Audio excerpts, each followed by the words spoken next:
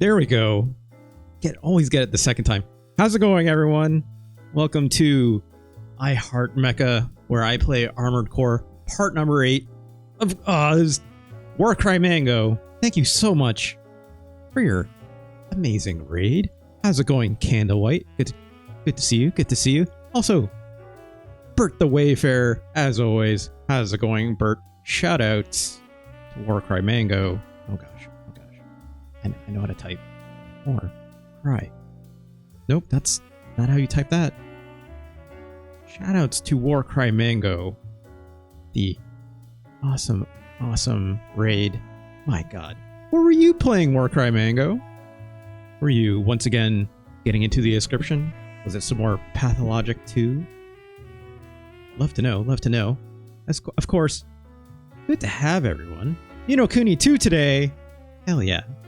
That game is significant, is it not? I should probably boost this mic just a little bit, so I don't have to speak directly into it. Hopefully that sounds okay. Checking my levels. Yep, we're good. Okay.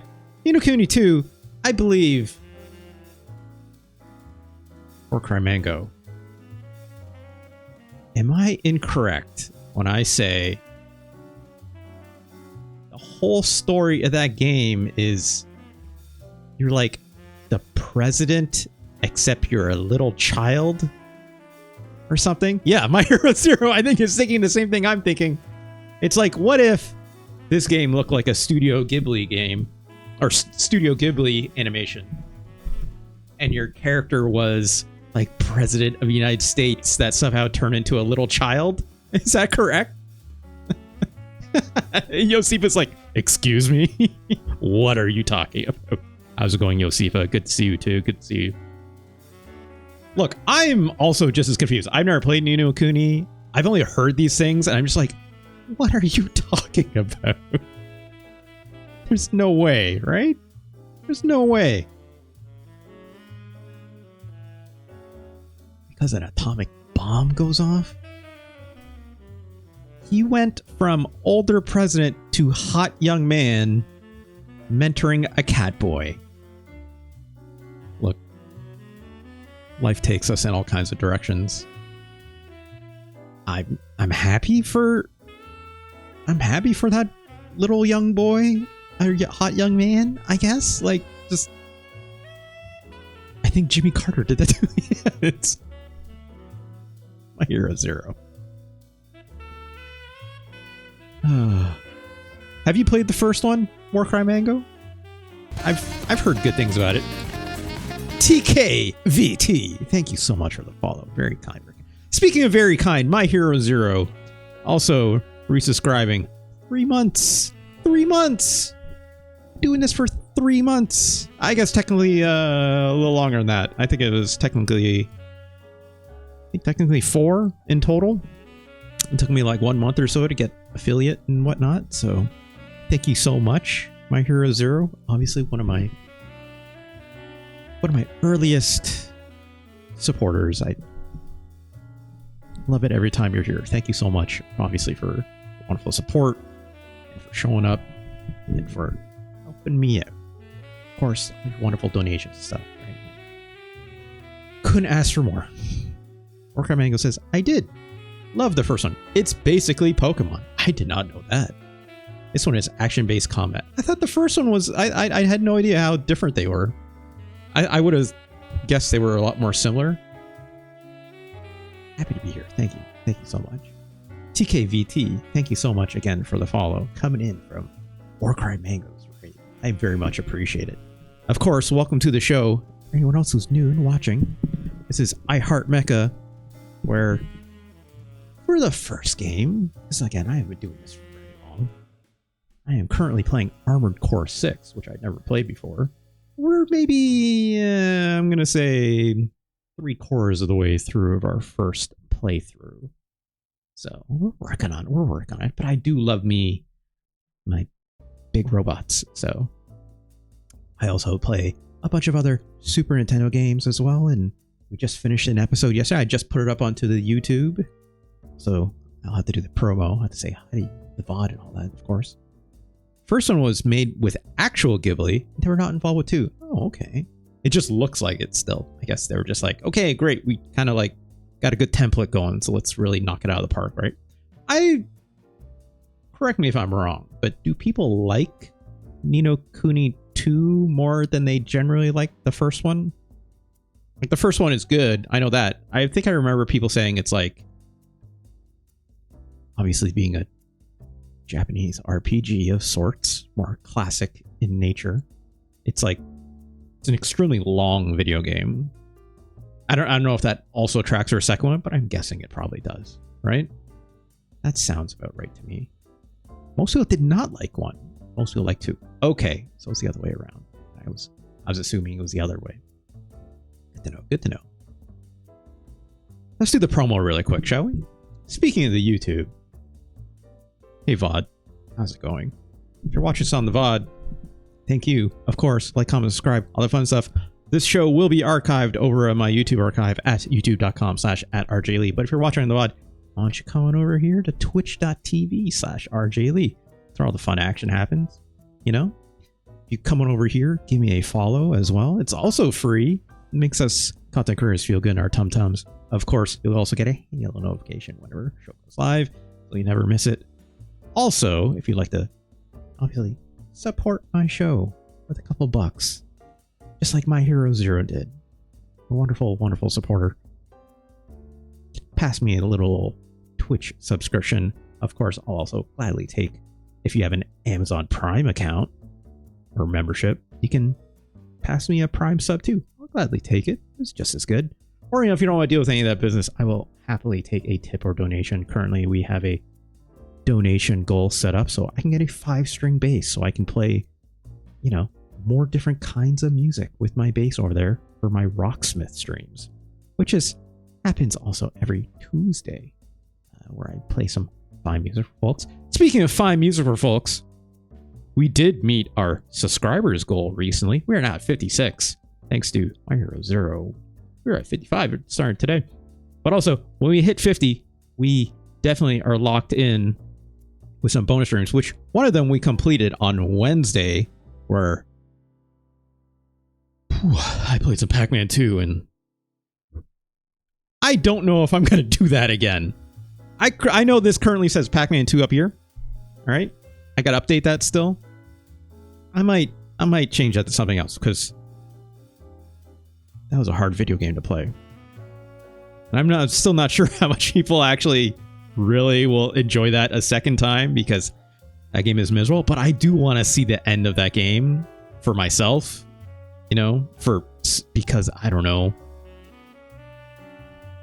I think I have problems. Right? It's like I've gone so far with it. I think we're one level away from finishing that. I think, generally speaking, I think it's not the longest game in the world, but we're so close. And it's just like, I feel like I just need to see it through, right? So we did that, but also I'm still owing the second part of these bonus streams, where I'm going to be doing the playlist LP, which is where I curate a fine playlist of music and play that in Rocksmith for the fine folks at home. And we currently have that planned for tomorrow. Let me pull up my stream card here. Here we go. The playlist LP. I spoiled this out yesterday, but I finally got a graphic going for this fine subscriber goal bonus stream. That'll be City Pop Saturday, folks. Join us over here at twitch.tv/rjlee Saturday, September 28th, 2024. Starts at around 3 p.m., you know, which is Eastern time, about 12 p.m. Pacific, or 7 p.m. GMT if you're across the pond. Would love to have you for that. Of course, as always, thank you so much to all the wonderful people who passed me those subs. Much appreciated, as always. Really helps make all this wonderful stuff happen. And of course, as always, that show will not be archived, unfortunately, because DMCA rules and copyright strikes and all that stuff obviously doesn't go to YouTube very nicely. So, you know, I keep clips around personally until I can like make something out of it. Because I feel like, you know, it doesn't hurt me to just tap a button and record it. But it's also like, I need to chop this up. I need to turn this into like video content, blah, blah, blah. But it's like, it's just hard to archive, right? So thank you to everyone, obviously, for supporting me. Come check that out. I think it'll be a lot of fun. Just got a whole lot of City Pop lined up just because that stuff is funky and a whole lot of fun to play. So, all right. Let's get on with the show, shall we? Let's see. Conga Line Monkey, how's it going? No Pac-Man? Oh, look. Conga Line, we were having a good chat yesterday, right? Also, shout out to Conga Line Monkey. I need to show this. This Conga Line Monkey. Hope you don't mind. How do I bring this up? There it is. There it is. I only discovered this yesterday when one tricky banana pointed this out to me. Let me bring this up here. Put that in the old Firefox. Here we go. Happy to always show off my evil. I would say it's the best kind of evil. But the only evil that we really have to be mindful of is the evil of Pac-Man 2. Conga Line Monkey doing the real God's work here. You know. Incorporating two of my favorite things. I said exactly these words yesterday to Conga Line Monkey after this was pointing out to me. It's combining two of my favorite things. One, right? My love of Jaws for the NES, right? And two, my desire to stab Pac-Man 2 in the face with a boat, right? Warcry Manu, it's all good. Enjoy your time with your family. You know, it's Friday after all. I hope you have a good one. Thank you so much for the raid earlier. Always good. Conga Line Monkey. We have to play some Jaws for the NES at some point. I'm not going to do it today, probably, but gosh, that just got me thinking. My Hero Zero. We talked about this before as well. I would love to do a ranking of Neo Geo games, right? Obviously, LGN didn't make any Neo Geo games. They would never. Are you kidding me? They can't meet that kind of bar of quality. It's not what they do. What if I did a ranking of LJN games? There's not that many, right? There can't be. I mean, there's...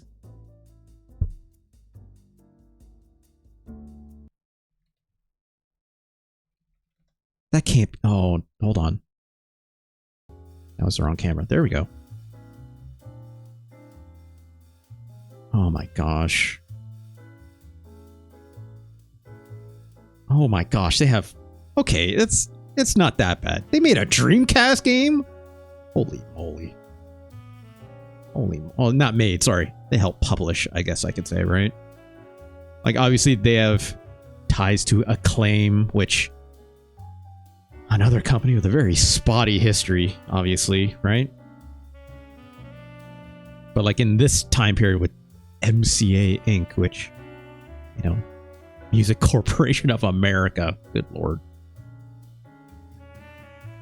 This era, right? Jaws. Jaws was their second game. I did not realize that. That's incredible. Gotcha, the sport. I don't even know what this is. It's a paintball gun game? Developed by Atlas. It's a Zapper game. Okay. I mean, that tracks. I'm looking at it now. I've never played this. The Karate Kid. I know we were talking about this yesterday as well. I love the Karate Kid. I loved Karate Kid growing up. I thought it was a great movie, right? This game? Maybe not so great. This Major League Baseball game is awful. I've definitely played this. It's like, imagine if RBI Baseball just didn't work, right? It's basically what this game is. Oh. Then, of course, TNC Surf Designs, Wood and Water Rage. We also talked about this yesterday, right? Back to the Future. This game is crap. This game is literally crap. Let alone Friday the 13th, also notably trash. I've never played this NFL game, but it looks like a Super Tecmo Bowl ripoff, which, look, if that baseball game, that MLB game is any hint, also probably terrible, right? A Spider-Man game for Game Boy, it's okay. I think I remember this being not good, but I remember it being... It could be worse. Who Framed Roger Rabbit? Notably a very bad... God, maybe I should tell Tricky Banana to play this one.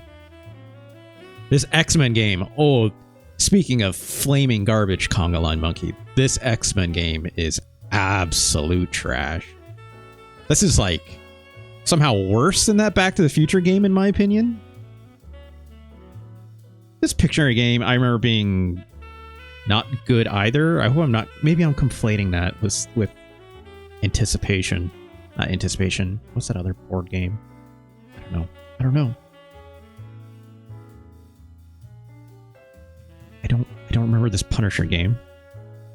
This WrestleMania game, also pretty rough. MVP Baseball, or Roger Clemens baseball game. I remember this being good. I remember this being pretty okay, actually. I remember seeing screenshots of this Wolverine game, but I doubt it's good. I doubt it. It's easy for me to doubt. We played Spider-Man X-Men and Arcade's Revenge. It's got some good music, at least. Good lord. That was the same year as Thriller Safari, which is trash, but I love it still. It's not a... And then a bunch of wrestling games, right? Like... There's a lot here to work with, but oh gosh, I actually don't know if I could stomach if I was to play all of these. Truly not good video games. This would be like... I'm trying to think. It's like, is this all... Conga Line Monkey, you help me decide this, okay? Cumulatively speaking, would you say these LGN games are better or worse than playing Pac-Man 2? Cumulatively speaking. So not just Jaws. I also love Jaws. We've been over this, right? I mentioned there's a couple games here that are actually okay. Like this. Better? You'd say it's better. Wow. Okay. I was having a lot of dread in I guess Pac-Man 2 is definitely like... I've got maybe like a couple hours left in that. Probably. If that. Right? Not saying I have to play a lot of all these other games, but these other games are...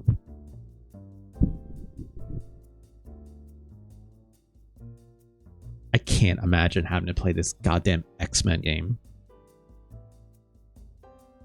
Pac-Man 2 is like an enhanced interrogation method. I guess, yeah, it's like with these LGN games, like I'm at least bound to run some like okay music or something here and there, right? Just playing it. I don't have to finish these games. I think that's the key thing, right? I don't have to finish any game. I don't even have to finish Pac-Man 2 if I don't want.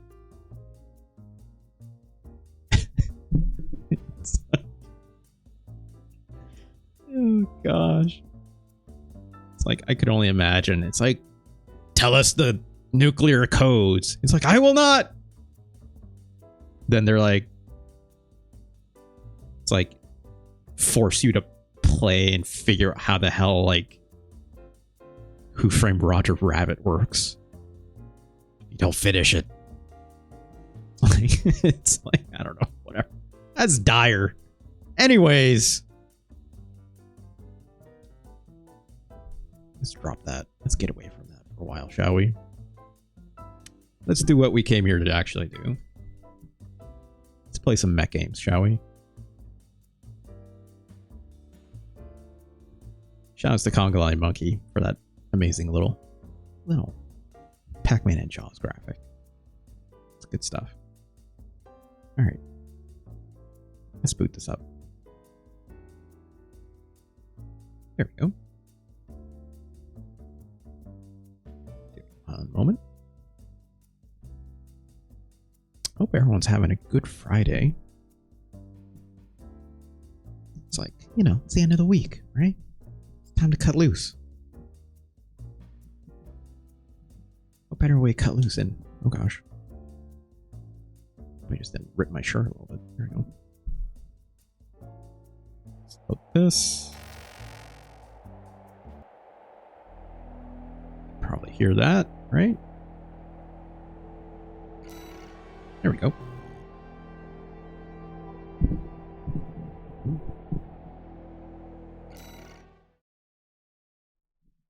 So, where do we leave off last time? Last time we played this, where do we leave off? I want to say, that's right, we escaped from a prison using an old mech. We hooked back up with Carla, right? Carla helping us out. Also, we don't know what happened to Walter after we beat up that Ibis mech, right? Don't know what happened there. I will note, it's like after I ended that stream, I did obviously, like I said, come back to this game. I picked up more of those battle logs. I dug into some of the lore archives that I picked up. Monkey Gordo. That's a ridiculous name. I did some reading around here too, so, and I have questions. I know Gonchorn, I don't know if you're out there. I know Gonj would appreciate me looking into this. I was reading up on Rusty, because obviously there was that mission we did. It was this one here, where we fought Rusty, who was going to be our friend. And as I suspected, Rusty turned out to be... if Gonj is not here, fuck Walter. Well, okay, so here's the thing, okay? Okay, my Hero Zero? Let me get to this. Just give me one moment. Let me cook. Right? So we fought Rusty, and Rusty revealed himself to be not actually... It's kind of like an inside job spy with that Arquebus group, right? That was like the super heavy corporation group bad guy that also like had that one dude with a real snobby kind of like corpo voice, right? That like knocked us out at the end and seemingly did something to Walter, right? So I'm just like, and Walter was about to reveal something about himself to us, right? Which I'm gonna guess him and Carla, obviously throughout the game, have strange tie, but I never quite understood. I'm like, they seem to be contemporaries, but maybe even more than that. And I was like, what's going on with that, right? So I did some reading. Look at these logs, right? Because I was like, I haven't read any of this stuff that well. I feel like they delve too deep and too greedily. That would be the Arquebus group, right? Because it's the big corpo. They want the coral because it's like a fuel source, right? They want to use it to make weapons like that Ibis thing we fought and yada yada, right? Or even that Baltius fight, the thing with the big round disc around and all the missiles firing at it. That's all powered by the coral, right? But obviously this coral is also tied to this fires at Ibis thing, and obviously it's tied to air in some way. Yeah, the hula hoop bot. It's a great way to put it. So I was looking into this, right? Because I want to know, like, why is Rusty working for the rebel group, which is the Rubiconian Liberation Front, the RLF, right? So I was like, is there history here, or like, is he just trying to stand up for what he believes is right? Which is like at the end of that mission that when we fought him, he's like, this whole thing was like having power and not knowing what to do with it is like a bad thing. And, you know, I get it. He's trying to be righteous and yada, yada, yada, right? And then I came across this, which I did not read before. My face is in the way. Let me turn that off quick. There we go. This comms record. Rusty's encoded comms, right? Where it's like, when ... me comes ... Erlong will ... technology ... Elcano, you must ... hidden ... then. right? So like clearly Rusty's, he's like, it seems like, if I had to guess, it's like when the time comes, Furlong will something the technology, I'm guessing like sell the technology to Elcano, and Elcano is like another weapons maker.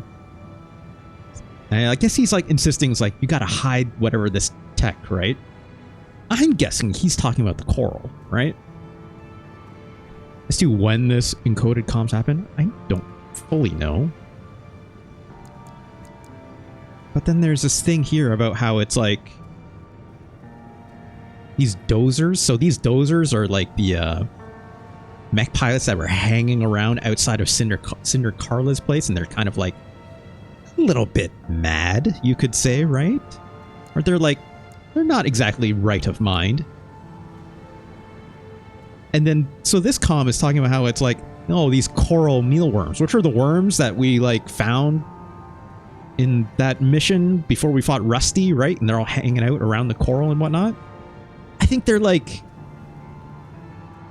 I think basically these dozers, they're actually like dozing the coral, and it's like trying to get like a high out of them or something like that. It's like, these here is like, damn right, hits your brain with a pop and a sizzle. So it's like they think like taking these coral shots is basically gonna like, I don't know, like somehow enhance them. And I'm just like, wait a second, but there's this whole augmentation thing happening on the side, and like technically I think I'm an augmented pilot and so is Rusty, I think, right? So like, are they using coral to like augment human beings into becoming better mech pilots? Is that kind of the idea here? And there's another thing here in the Coyotes, which is another I think mech mercenary group that work for Cinder Carla, and they're like, hey, it's like, is Carla any better? She has the nerve to call herself a freaking Cinder, which I guess is her nickname, right? And they're like questioning her being super young and taking on this group. And I'm like, wait a minute, how young is she, right? What's the deal? But then there's also, what is it? Here it is. Professor Nagai, who I guess was one of the head researchers at this Rubicon Research Institute, which I'm assuming was, you know, that big city we left off in that we fought that like, that really fancy looking coral mech at the end of this mission here, right? Where like we were kind of in that water and that one very moth looking, really hard fight kind of happened. So like, you know, he's kind of the researcher that they're saying went bad. Was like the bad scientist because he's trying to like obviously figure out something that's coral. And obviously they're also talking about like how they have assistant number 1 and they have an assistant number 2, right? And here it's like assistant number 2 is our only remaining hope. Though it pains me, I have no choice to pass the legacy of our sins onto her, my own student. I think assistant number 2 is obviously, so he's gendering her, right, as a lady. I think that might be Cinder Carla. Maybe. Because might I also point out these STV sketches, which, as it says here, a sketch by a masked battlefield artist. Right? It's like old man seated like he's seen some things. Okay, I don't know who that is. This one's like, the woman's the one in charge here, and she's the smartest of the bunch. Have I seen her somewhere else? It's like, okay, well, like, I'm like, okay, well, sure. Having other women characters in this game, which is maybe, you know, I wouldn't be able to make a lot of these inferences if there were more women in this game, which I think maybe there should have been. But given that there's kind of Cinder Carla and maybe like some other very, very much smaller characters, like it's probably Cinder Carla in this photo, right? sitting on top of that mech there?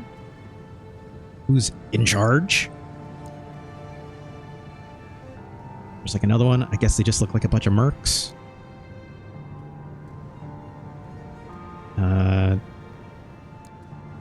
Where is it? Here's another one, right? It's like, oh no, not that one. This one. Here we go. Which I picked up in, I think in the last mission I was in. It's like, notes, professor, 2 assistants. So obviously assistant number 1 and number 2, right? Assistant 1's heading for a breakdown.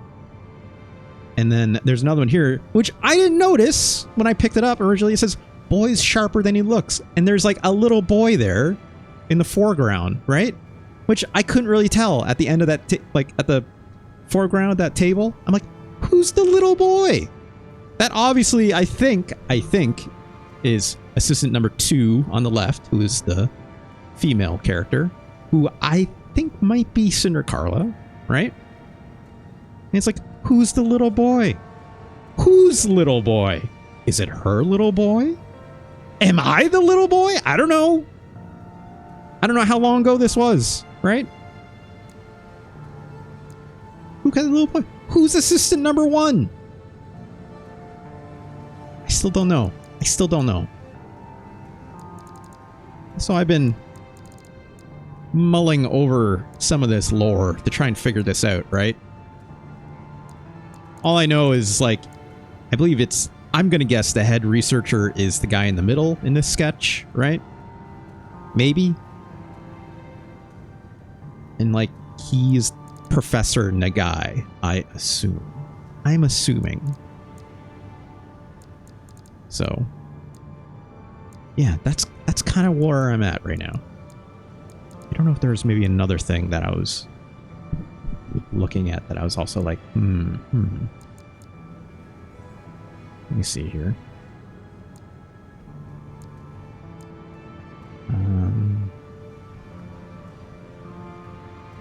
No, not that one. And there it says, a fair inference. Okay, okay. Maybe I'm onto something.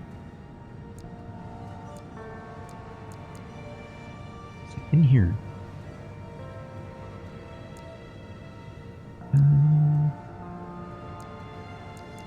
Maybe not here. What am I looking for? Needs the arena stuff? Yeah, I also tried reading some of these descriptions as well. So obviously here we have one on Rusty as well, right? Here it says, yeah, Rusty received augmentation surgery prior to joining the Vespers. And though the precise details are unclear, he has declared himself to be the 8th generation. So I'm like, is Rusty also in on it?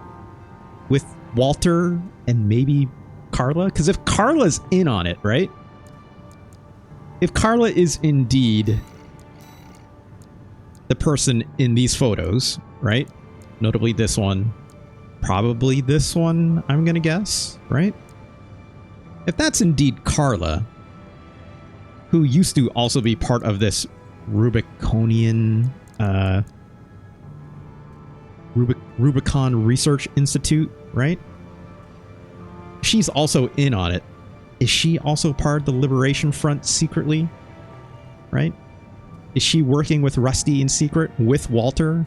Because they clearly are allied, right? I have many questions. But then where does Ayre fit into all this as well, right? Like, I still have questions about Ayre and why she's showing up in our head.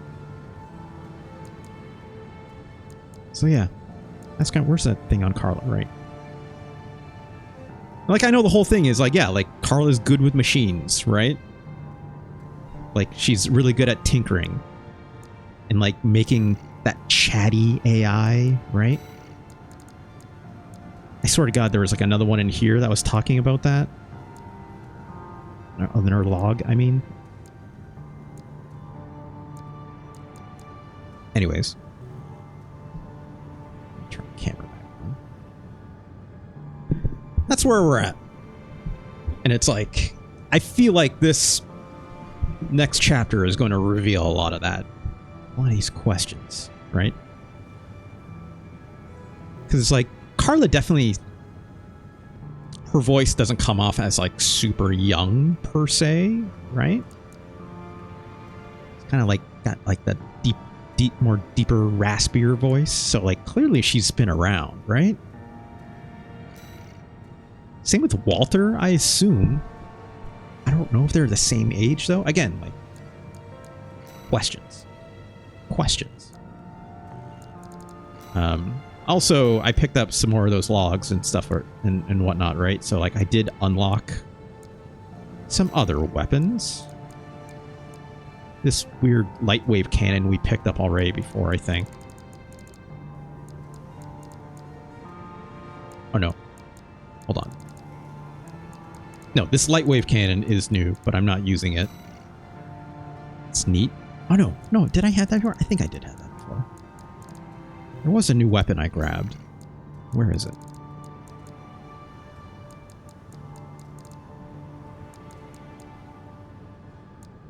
No, we had that,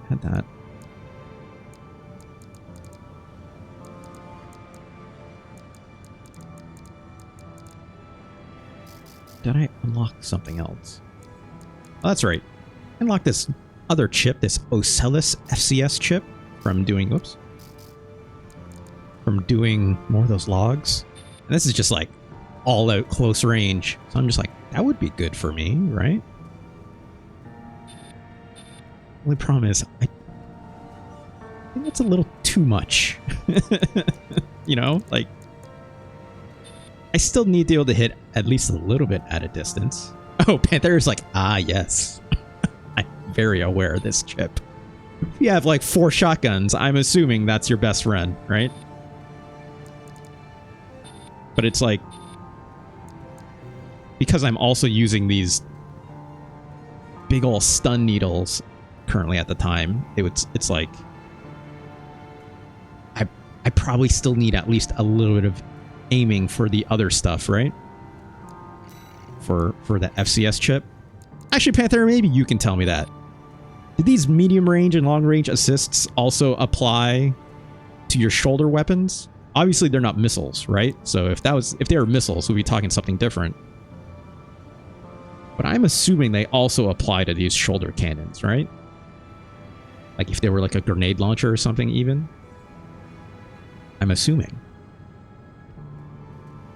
Yeah, it applies to any weapon. Okay. All right. Thank you for that. Thank you for that.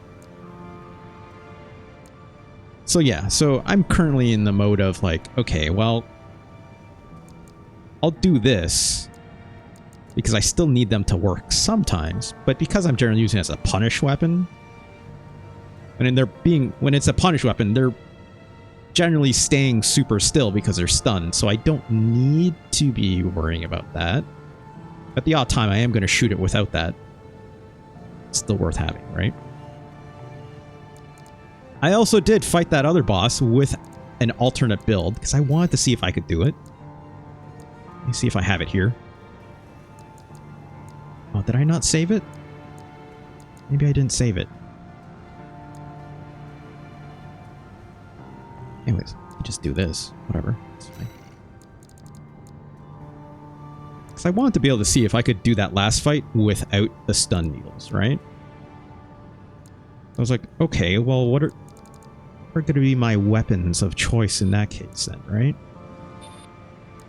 I'm like, well, this grenade cannon seems good. But so does this spread bazooka. But I like having missiles on my back, right? So I went this. And as a punish weapon, I actually went to using... Oop, there we go. That's why I wasn't finding it.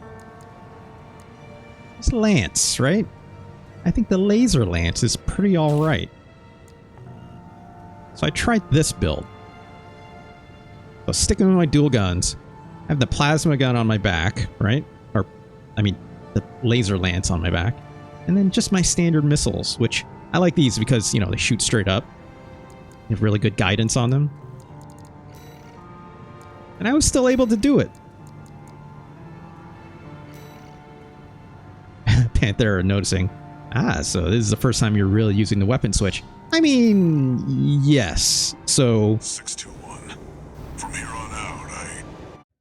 Alternatively, this is not the build I would probably be using most of the time.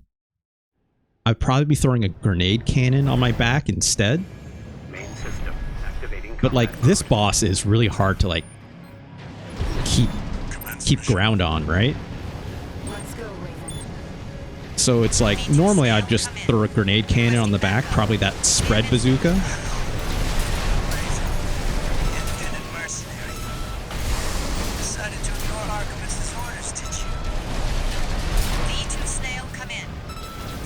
Where are you at? Where are you at? Get one of them, right? Here we go.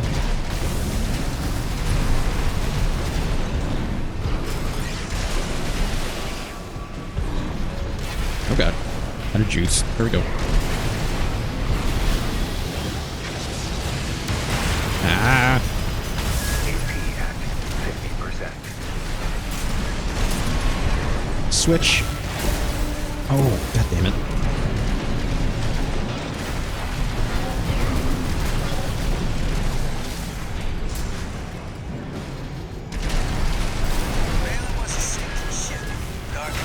There we go. Oh god. Okay, relax. I smell opportunity. 2 repair kits remaining.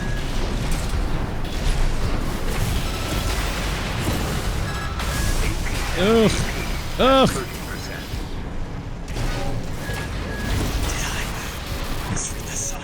Dealt with that one, right? He was right to bet against Daemon. V2 Snail, come in. Friendly AC down. Requesting backup. AP at 50%. Reload, reload.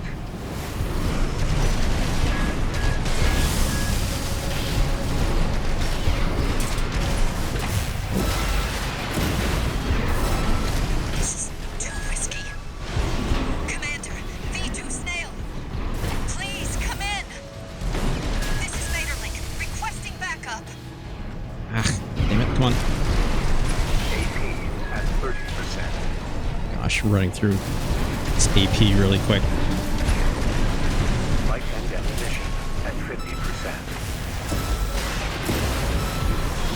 Please, Snail. There we go. Come in. Woo! Customers left her for dead. What are you doing here? Get out of here.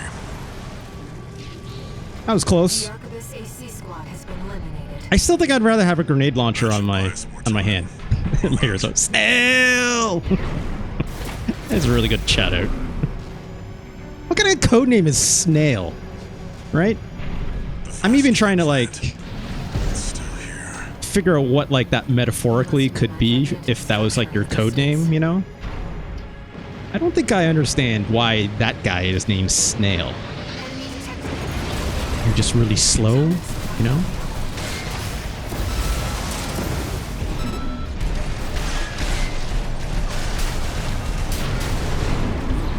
That machine has Hear that one? stable energy for half a century. He's just a goopy MFer. Okay, well look. Yeah, those wheels were a pain in the ass, I'm not gonna lie.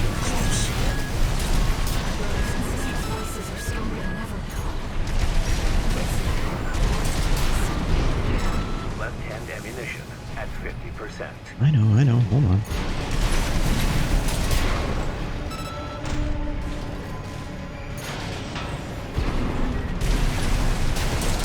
The response is getting stronger. I'm still really liking these double burst handguns. Oh god, gotta reload. There we go. Really doing the work for me. The 30%. amount of punch they have is really, really good. You know?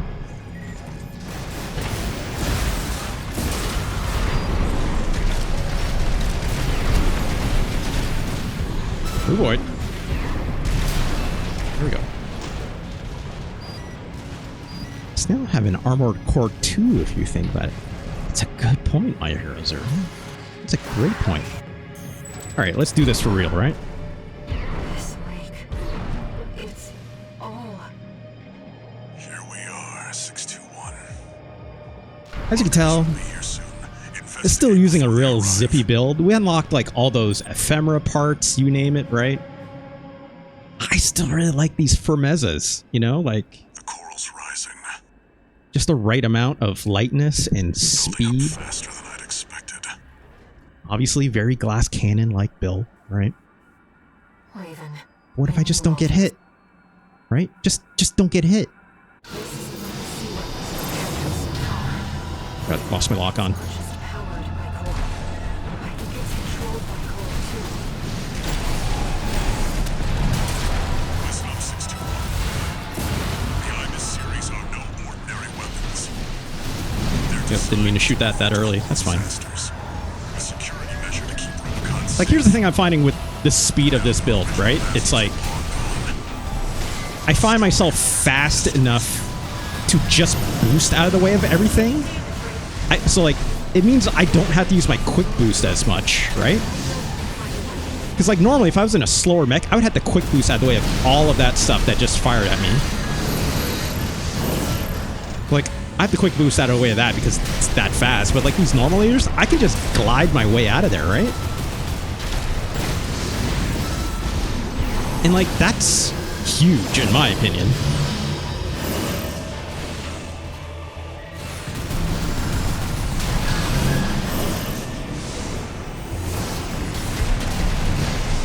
Come on. Come on. Get stunned. 621. Can't take much more of this.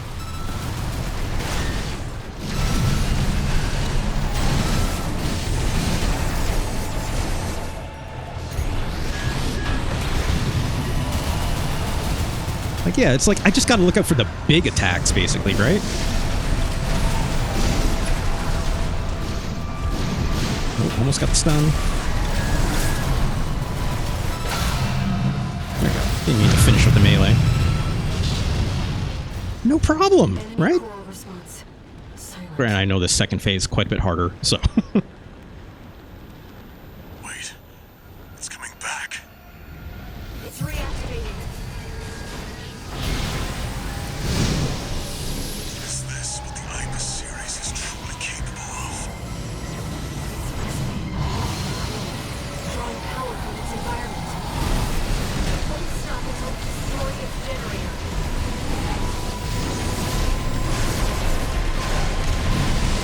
Come on.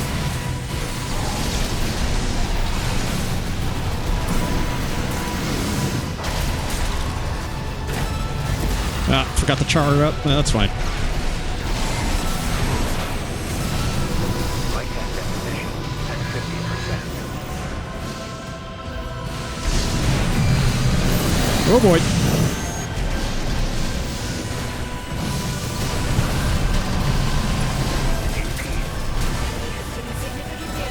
Picking up a powerful ambient resonance. Oh, God. Okay. 30%. You can take it, 621. Yeah, I can take it. I can take it. You've nearly got it, 621. You're the only one who can finish the job.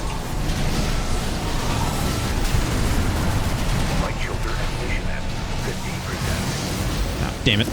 That was ambitious. Woo! Light and ammunition at 30%. There we go. No problem. No problem. I don't need no stun needles. 621. Right? Easy. Wonderful, even. Is it over, 621? Panthera says, yeah, that's what I like about the RJs. The coral The jump, resonance. or the reverse joints, right? Fading. The jump can not only send you vertical, The but you can do machines herself. trajectories on the side. Yeah, it's like From its creators. having a kind of free Fading into vertical quick boost, essentially, is what you got, right? The only problem I have with those reverse joints still is like Damn it. it doesn't Once. it doesn't match the kind of movement I like to do, right? Because it's like those quick boost jumps are huge, Target neutralized. but it's not, and like while that is extremely agile, it's like I don't like being in the air that much, right? If I'm in the air that much, I feel like I need to commit to a hover action, not necessarily like a tetrapod hover action, right? See that the unruly dog but like a hover state, which means I don't my quick boost is not going to be regenerating, right? So it's just not the style of play that I'm finding fits me. But I think it's also, if you're doing quad shotguns, it makes all the sense in the world, right? It makes way more sense. There we go. We got S rank. No problem. No problem. Yeah, you just let gravity take you. Sure. That's the other thing I've been trying to manage a little bit better too, is like, or that I've noticed, is when I'm trying to float down to the ground, is like, as soon as you hold the direction, you're using some of your boosters, so your quick boost energy regenerates slower, right? Yeah, you get a recharge when you're falling, but if you just let go of the stick, so you're like dropping straight down, right? One, you drop faster, and two, your quick boost will, your energy comes back even quicker, right? But obviously it leaves you a bit immobile at that point too, so I have to keep that in mind. Anyways, I like this build. This build is pretty good, but depending on the ammo situation, right? Like, this is obviously much more conservative. I think I'd still rather put something like, you know, the earshot or this Morley on my back shoulder like this. And like staying underweight, you can't see because my head's in the way, but this is 56,920, so it's like still meeting the requirement for this Alula booster, which is 62,400, right? In fact, I have like room if I really wanted, right? If I want to use something else instead of this missile pod, right? I wanted something even bigger. But anyways. Good build, I think. I like this build. I also tried playing around with this chain gun a little bit. What I didn't realize when I was originally looking at the stats for it was that, like, yeah, it's kind of a pea shooter, right? But the direct hit adjustment being as high as it is, I'm like, wait a minute, is this a punish weapon, technically speaking? And I tried that last fight actually using this exact build. And I'm like, oh, that's how you use it. So it's like, you get ACS stun with your other tools, and then use your chain gun when I'm up there in close, and just hold on to it and just like chip down their life as they're in that stun because it does such good critical damage, right? And I'm just like, okay, that makes sense.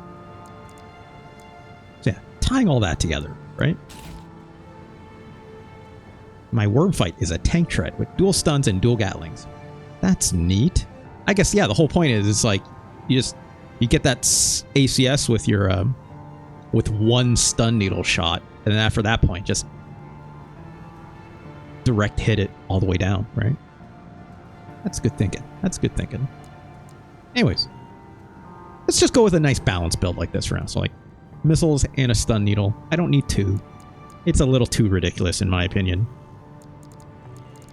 I think this will be just good enough. Okay, let's take on the big mission now. I'm sorry, I don't need to be talking this close to my mic. Bad habit. Let me tell you a story, tourist. Oh. After the fires of Ibis burnt the planet up, a secret organization formed, hiding in the ashes. Overseer, the Association of Observers. Another group. They monitored the coral's growth, ready to burn it before the collapse came. I don't have that yet. Not yet, Panther. That was their mission. Our mission. That sounds like it'd be very fitting for you, though. And our fallen friends. Okay. RAD was always a front. A side hustle. It's time for me to get back to my real work. Carla's showing her true Let's head down colors. to brass tacks. You've been to Xylem before, right? Minor Floating city zero. created by the Institute. You gotta have a front, right? It's hiding a secret. It's the only way you can hide from the big Something to corpos. prepare against the coming collapse. Corpo being a front in itself, but hey, that's a We need whole to other get to it conversation. fast. RID's entire team of hackers is going to be working to take control of Xylem. Okay. I want you to deal with Arquebus when they come running to see what we're up to. I can do that. Beep. Okay. Antares, how's it going? Good to see you, good to see you. Welcome back. Glad to have you. I was just doing a little lab work. You didn't miss anything big. Although I did talk about some of the lore in this game. We're starting to connect a couple dots. No spoilers for that, but you know, like, I think Cinder Carla obviously revealing this new committee. Less committee, more small business to distract from my hobby crew. My hobby, yeah, it's like, oh, just, you know, oh, it's like, it's imaginary. It's like, oh, so what do you do for work? And Cinder Carla's like, you know, I run a recycling plant. It's hard work, you know, but I love it. You know, it's my business. It's like, so what do you do in your free time? Oh, my free time, you know, I have a small hobby farm, you know, and it's like, what's your hobby farm? It's like, what do they do there? It's like, oh, you know, we monitor this coral system. It's like, what's that? It's like, oh, you know, just this possibly super dangerous technology that corrupted an entire underground society called Rubiconian, whatever institute. So it's, you know, love you some mecha. Hell yeah, Antares. Hell yeah. Yeah, Carla has good work-life balance. That's what it seems like, at least. All right, let's get in there with my not Gundam. The Association of Observers. Meanwhile, we got air in our head. The coral. Yeah, I was about to say, there might be some conflicts here. I want to go back to school and learn how to make robots. That sounds like a good time. What kind of robots? I mean, hopefully good robots. There are bad robots. Only good robots here. I mean, no, that's not true. Get into position, Taurus. That's actually one of my favorite things about mech fiction, you know? It's like the morality of giant walking tanks and blah, blah, blah, right? Shoutouts to Austin Walker. Done the good work when it comes to that kind of fun stuff. Fun thought experiments, right? Are any electricians? I have an idea of electronic. Okay, yeah, sure. It's time. Mecha morals? I Oh, need you to protect that absolutely, tower until we've Antares. managed to take control. Any good mechs fiction worth its weight has to deal with mech morals, right? I mean, not to get too serious, obviously, but we're gonna do it just a touch, right? It's like the whole wonder of mech fiction has to do with it's like has a lot to do with things like accessibility and disability and literal ability, right? And it's like has to do a lot with, you know, weapons of mass destruction, has to deal with scale, right? Has to do with, you know, privilege and who in politics, right? Who's got the big mechs? Who's got the bigger mech? You know, who's making them and yada yada yada. You know, go forever. But it's also like, you know, who gets to use the nice mech? Even in this game, right? It's like being an augmented human, right? Or augmented pilot in some way. Chief, I've cracked some of the defenses. It's all good stuff. It's all good stuff. Good job, Chatty. Trolley problem, but That'll it's a buy us mech. some time. Thank you, my hero zero. Looks like you're in Getting position. right to the point. Chatty, how much longer till we have control? Also, I feel like I should 5 have minutes. taken like an AoE weapon with me for this one. I'm picking up an Arquebus MT swab. Well, guess who showed up early? Should be okay. I feel like, Looks like yeah, you're maybe up some already, plasma Taurus. weapons would have been good, right? Give him the old RAD welcome. Okie dokie.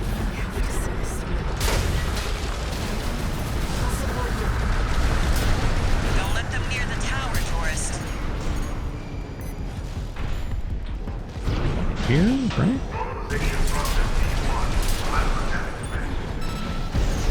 We've got access to support weaponry. Use them if you need the help. Thanks, Chatty.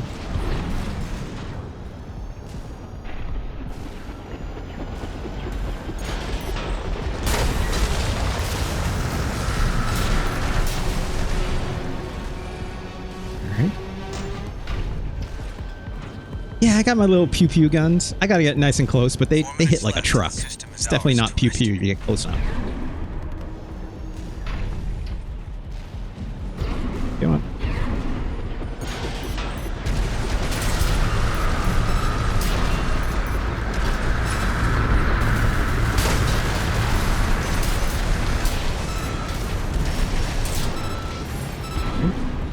That.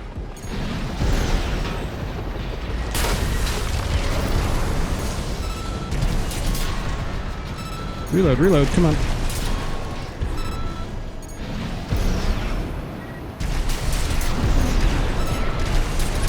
There we go.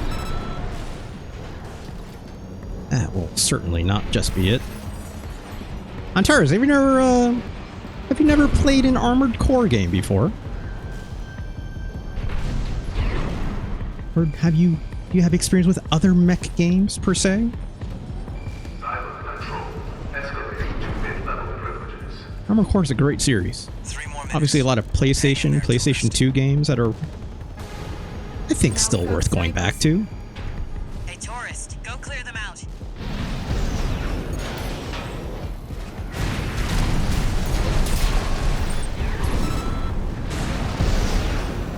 Wait, hold on.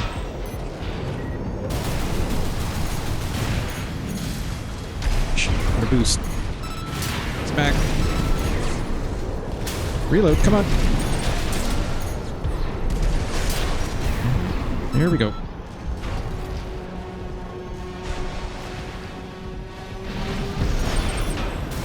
Oh, shoot, I didn't actually lock on for that. I like how I ran into him and just kind of knocked him off the building. That's funny.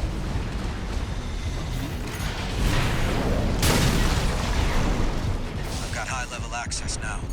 2 more minutes and it's ours. Oh god, a little too much. Losing integrity. Yeah, hold on. Damn it. Wait, we've got something else.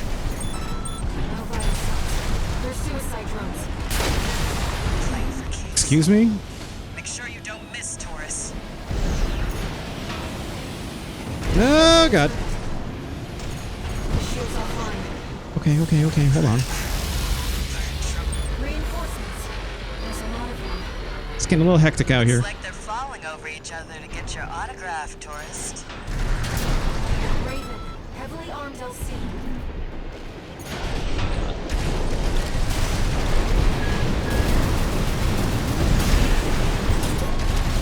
You've been working like a dog. Oh, damn it. Locked onto the other one. That's not what I meant to do.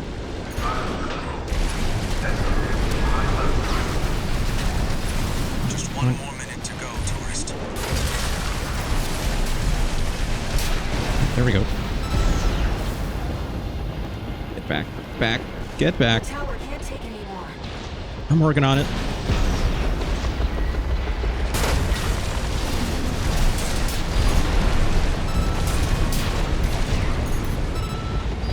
Damn it. Jumped off already. Give me 30 seconds and we'll have full admin access.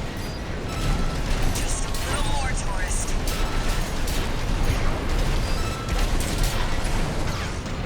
Reload, reload. Come on. Left hand ammunition at 30%. Come on, come on. Right hand ammunition at 30%.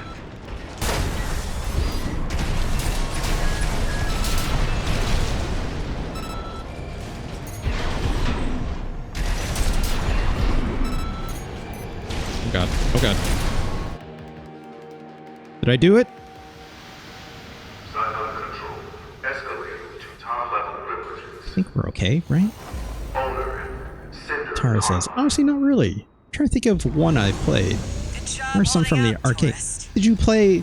If you're thinking the arcade, I'll are you show you. thinking of, What this city really is. Are you thinking of Virtual On, perhaps? It's made by Sega. It actually has like 2 joysticks on the controls. The water level's falling. That's a wonderful arcade game, by the way. Highly, highly recommended. City's rising. Incredible controller. Damio7. Hello, how's it going? Oh, I did it without activating the helper cannon. I didn't realize there were helper cannons. Was I supposed to activate that or something like that? Or is that just something that turns on if you're like not doing incredible? Is that what happens, Damio? Thank Walter for the tip. The blue things? Oh, whoops. Well, hey. Do I get an achievement for that? I don't know. Oh, you need to activate? Okay, well, maybe the second time around I'll do it. There's definitely a moment in there I could have, I think. give you the colony ship, Simon. Okay, I guess the city's flying now, right? Walter's parting gift. Great. That was a parting gift? Oh, I got hit by ads? Oh, it's okay, Antares. I was asking if it's if it was Virtual On that you played at the arcade. If you're talking about an arcade mech game. Let me fill you in on the plan. Virtual On or Virtual, I think it's also called like Oratorio Tangram. Virtual On : Oratorio Tangram. I think that sounds about right. And it won't be long till they It's take very it all. specific, but We need to burn the coral before it's too late. I don't think Ayre is gonna like that very much. Of course, we can't just walk up to the plant and light a match. No, we're going to need something bigger. A lot bigger. Okay. Well, figured it out. The xylem isn't just our means of reaching the plant. So this It's a flying giant city powder keg. is basically a giant gun. Is that what's up? Plenty to set all It that kind of coral looks like off. one. Is that the Observer's plan?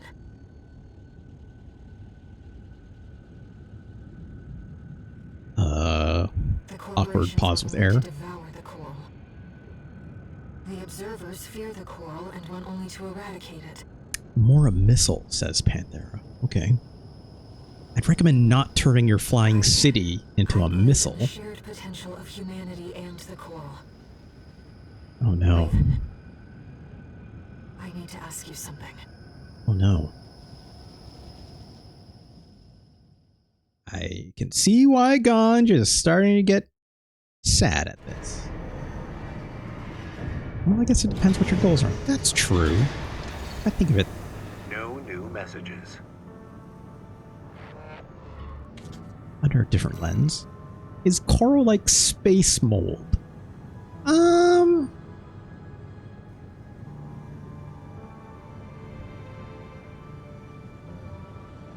I don't know. As far as I can tell, yeah, it's like, what if oil could grow, but nothing in this fiction so far that I've read, or I could just be wrong, right? I could be missing things. Okay, your next job? Yeah, it's all good, Antares. Thanks again for dropping by. Thank you so much. Hope you have a good day. It's Friday. Hope you can take some time off later or for this weekend. Getting some more mech fiction or something, right? Like, shoutouts to Antares. I was gonna say, like, nothing in the fiction so far has said that the coral grows anywhere else other than on Rubicon. Panthera, absolutely. No spoilers, but like, at least at this point, nothing is hinting that, right? That it's like, hey, there's not like coral found on another planet or another system that's been infected from one another. It's all happening here on Rubicon, right? But isn't it toxic too? I guess, those dozers were literally injecting themselves with some coral to get high off of it, it seemed. So kind of, but is cocaine also toxic? Check this out. Check this out. No. This is cocaine speaking. Well, that's what the Rubiconian, what RRI? What's RRI stand for again? Is that the Rubiconian Research Institute, right? Yeah. They're worried about it spreading to other planets, other systems, so that's why they're burning it, because it is spreading, right? Or growing, I guess you could say. So I guess kind of. So space mold. But just because it's mold doesn't mean it's bad, right? Right? Like, we use mold to, like, make delicious cheese, right? Fermentation, right? It's like, who knows? Some mushrooms are pretty tasty. Just don't. We went over this. Don't praise the spore. But, some of those spores are okay, right? Space friends? What if that space mold had a lady that gets in your head and talks to you? Right? I don't know.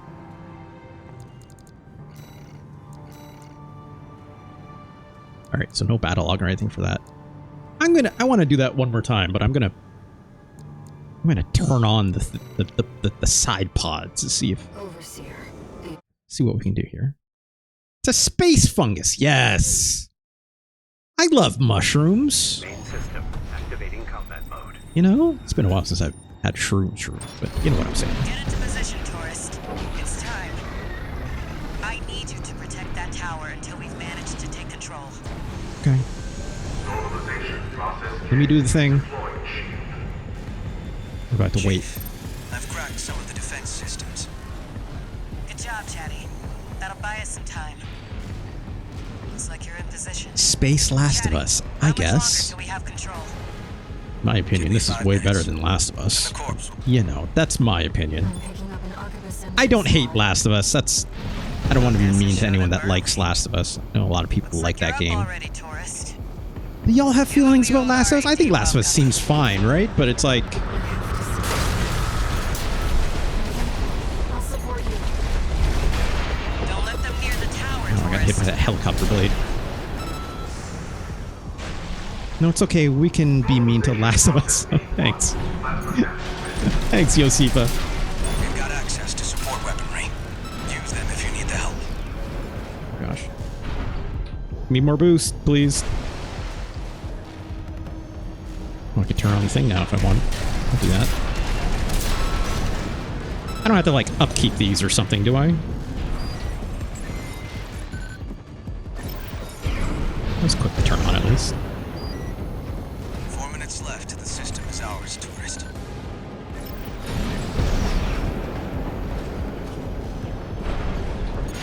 Okay, that's a big gun. That definitely will help.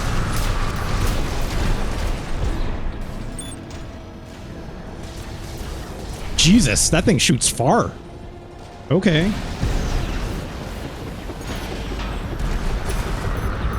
Come on, give me the target. I don't want to... that's fine. I guess my other gun got it, huh?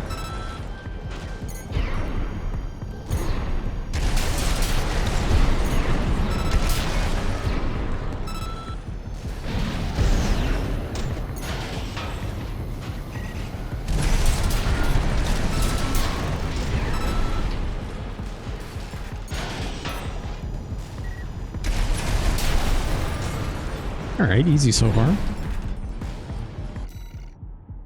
What did it say? My Hero Zero says, I mean, I don't want to play it because I have watched The Road already. That's fair. That's totally fair. I've also seen The Road. That movie is grim. I would not want to watch that movie or play The Last of Us if I don't feel like I'm in the mood for anything too grim, right? Hey, tourist, go clear them out. It's real grim. Almost to a fault, I'd say. I shouldn't say that. It's just like, you know. Not for me, that's what I'd say. I'd rather read about it than actually play it, right? Just me personally. Oh, hello. Hey, slow down.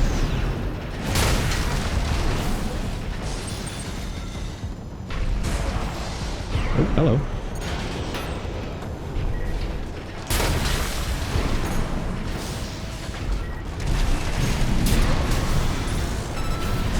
It's real close. I've got high-level access now. 2 more minutes and it's ours. Go. I thought about reading the book, but I have for reasons I have not. Look. Here's everything too about Last of Us, right? It's like, it seems like a really good one of those.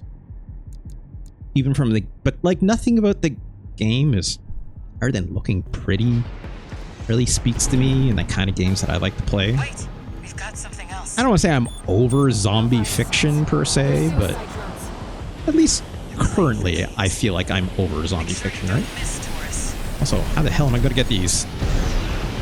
Tower shield. The shield set is Oh, jeez. Well, that didn't go well. reinforcements. There's a lot of them. Looks like they're How do I falling defend over against each other those? to get your autograph, tourist. Raven, heavily armed LC. Give me a target. Give me a target. You've been working like a dog. Must be Walter's boots. Guy's been a real slave Ow. driver.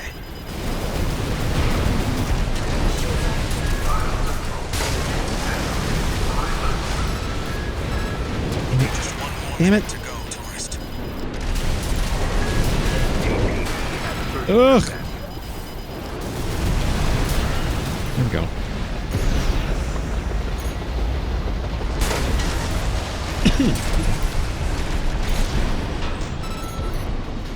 Target this guy. Here we go. Oh no, my shield is not looking great. Give me 30 seconds and we'll have full admin Oh, access. reload, reload, Just a little more, tourist. reload, reload.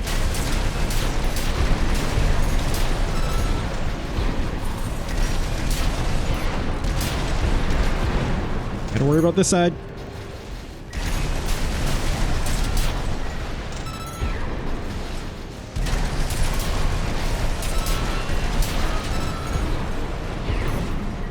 Right hand, left This seems to be going worse. And I had those guns active. Oh gosh. AoE is good for dealing with the suicide drones? Okay, yeah. escalating to top level. I feel like, yeah, if I had a plasma rifle or something for that, it's like I just need like one burst to at least get rid of half of them even or something, Good right? job holding out, tourist. Now I'll show you. It's just odd how it gets praised for good writing when it's just children of men and the road mashed together. We talked about this yesterday, right, My Hero Zero? That talk that Gita Jackson did, right? My nose is getting a little runny. I apologize. After this, I'm going to go deal with that. But shout outs to Gita Jackson, who did that NYU Game Center talk, which I rewatched a little bit of yesterday after our stream, which I thought was really good. Oh, I got a C. Yeah, that was not great. Ammo costs are pretty high. My repair costs were not great. I took a lot of damage from that one AC that popped in, right?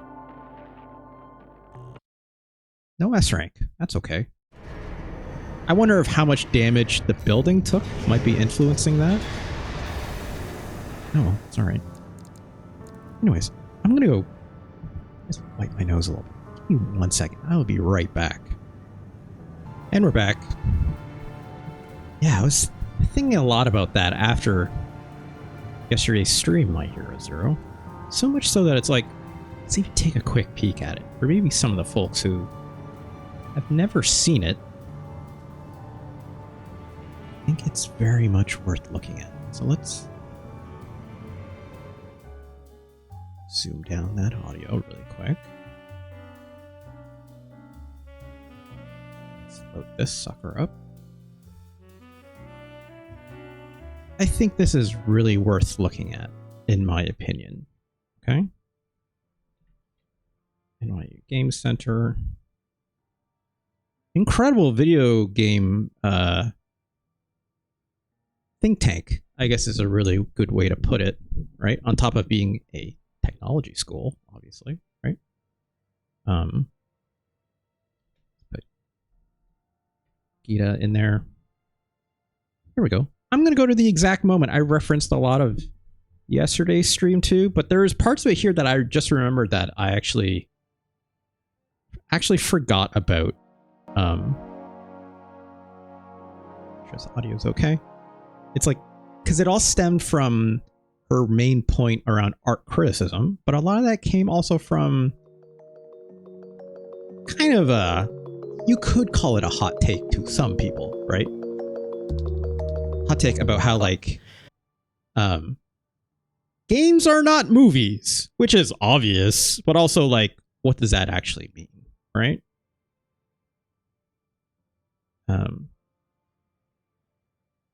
If you don't know who Gita Jackson is, they are an incredible writer over at Aftermath.site.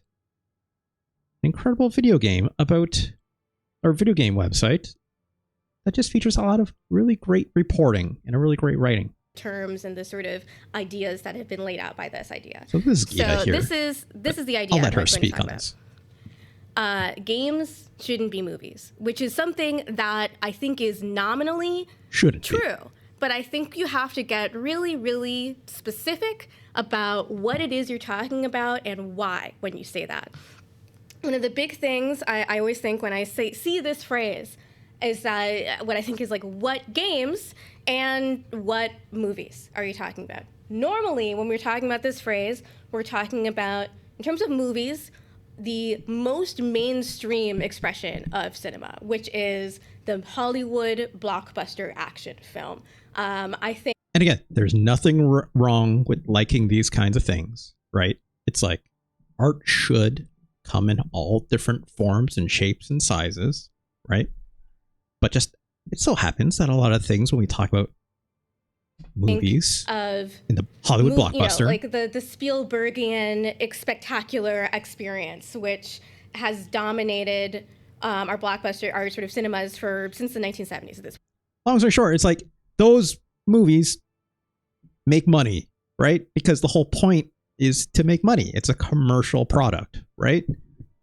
And games trying to be movies and following the same vein is trying to follow the same template to make that cash. Again, nothing wrong with that. Well, capitalism is not always good, right? But it's not the most creative thing to do, right? Yes, Kojima seems to be walking this tightrope as well. You're absolutely right. And I think that the comparison being made here is towards the most mainstream expression of games, on the other hand. But actually not the most mainstream expression of games, because the most mainstream expression of games actually is stuff like Madden and FIFA. Those are the games that everybody plays all the time, or Candy Crush. Yeah, so we're not talking about that quite right now, right? It's like your grandmother playing Candy Crush is the most mainstream, but that's not the mainstream we're talking about here, right? You know, these are games that people don't think of as games as a part of the games culture, but they are, nevertheless, they keep the industry afloat with how much money they make every single year. But other than that, the other biggest, most interesting games are sort of, you know, Uncharted. Think of a game that is a game Last that of Us. wants to be a movie in some way, or Pretty much all allow the you Naughty to Dog stuff experience right now, right? something cinema-like through playing it. And it is a game that I think is all good, beloved, Josipa. but has been sort of the Naughty Dog approach to developing a narrative and portraying a narrative in video games has been, I think, rightly critiqued for mimicking very, very closely the narrative style of mainstream Hollywood movies. So yeah, I mean, I guess I do agree with this on the surface. But I also, I think from different vantage points, where you have a different understanding of what a video game is and what a movie or time-based media or new media art is. Okay. You have Hold on. the lines between these two things actually become really, really blurred. Nope, that's not it. Which I will continue to discuss in the rest of Oh this gosh. talk. There we go. But I think the way that I have to get into there is to answer this other question. Maddie talked a little bit about how we met, but I have to talk about how I got into video games, which is something that people ask me a lot. And there are two equally true stories about how this happened for me. The first story is the personal narrative, which I think that a lot of people have when they are asked about why they want to get into the industry of making video games or writing about video games. I'm going to skip a little bit of this. I'm going to get to the point I was going to be getting at when it comes to art. If you know what I mean, and the broader art world. I ended up getting introduced to the works of Cory Arcangel. So this is Cory Arcangel's most famous piece. He had... Actually, let me skip through this as well. Let me get to... There it is. Games should not be movies. The question that they're actually asking themselves and to other people is, like, what is a game and what is I assume a movie? that. Josipa, don't worry about it. In terms of games, I mean, we can define these in really facile ways. like saying a game. I've heard so many definitions of games anymore. I just feel like oh my god, it truly is. Yosipa. You know it when you see it. Essentially, you know, it's the same as Jay-Z's favorite art installation. And what is a movie? Right. Well, we have a more expanded definition of this. You know, generally accepted, something shot on film or video. A movie specifically brings to mind narrative cinema, although there is a lot of non-narrative and experimental cinema.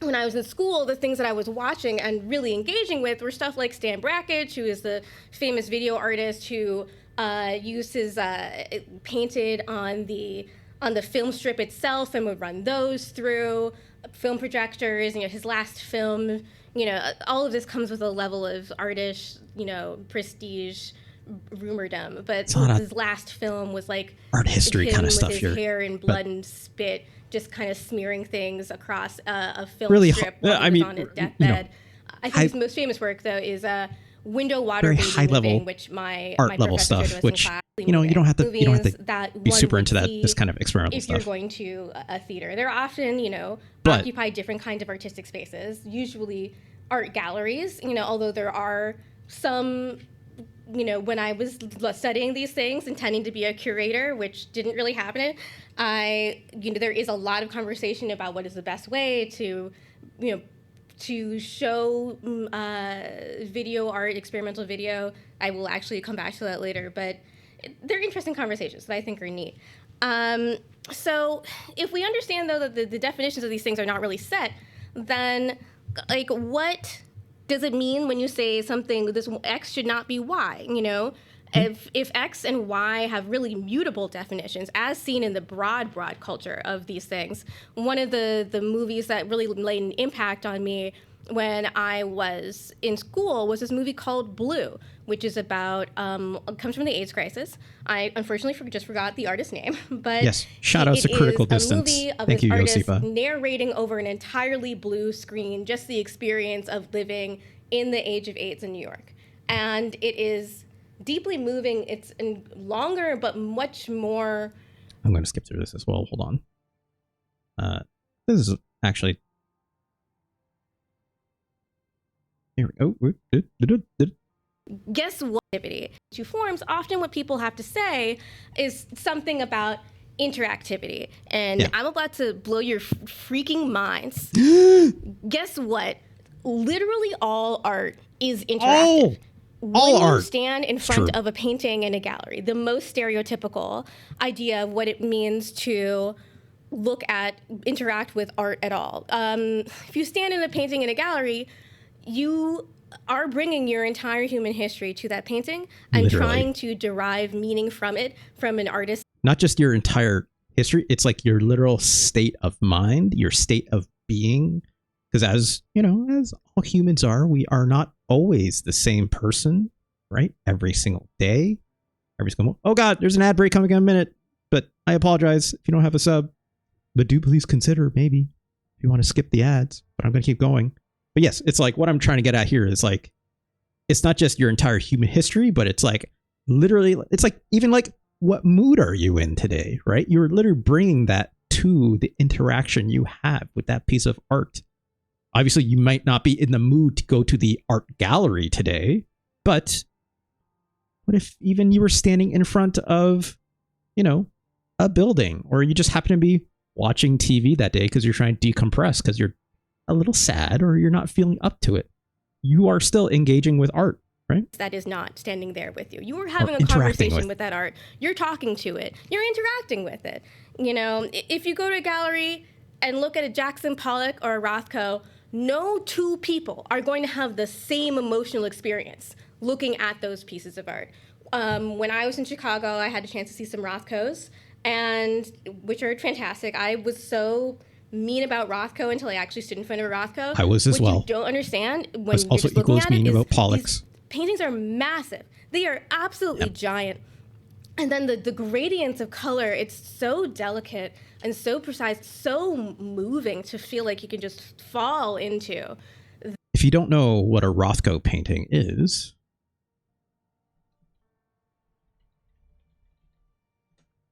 it's usually just like big old slabs of color like this, right? It's like, again, you look at it on your computer or like through photos or even in a book, right? Here's a literal photo from the MoMA. Also, why is this not loading up in the right here? Well, let's click the actual link. Let's actually go to this. Yeah. You'll see if you know me, I get distracted easy. Whether it's a bowl of noodles or Mark Rothko paintings. Like, look at this, right? You're like, what the hell am I looking at, right? And understandably so, right? From, there he is. There's Mark Rothko, right? Oh, I can't, I'm trying to expand this. But you're looking at this, and like, yeah, it's a little bit zoomed in here, right?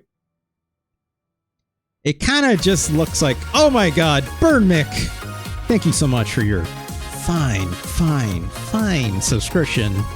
Thank you so much, Burn Mech. That's a Burn Mech, baby. Please, everyone, thank your friendly neighborhood Burn Mech. That's a Burn Mech, baby. You gotta go with the, oh gosh, there it is. There it is. The old exclamation mark hot dog.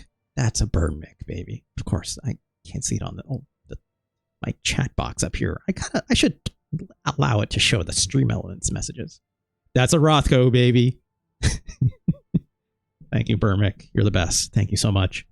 But yeah, you look at these, and yes, you're not wrong, Yosi, but it's probably like culture shock for a lot of people. They're like, "Where's the mechs?" And I'm just like, "But Rothko, but art."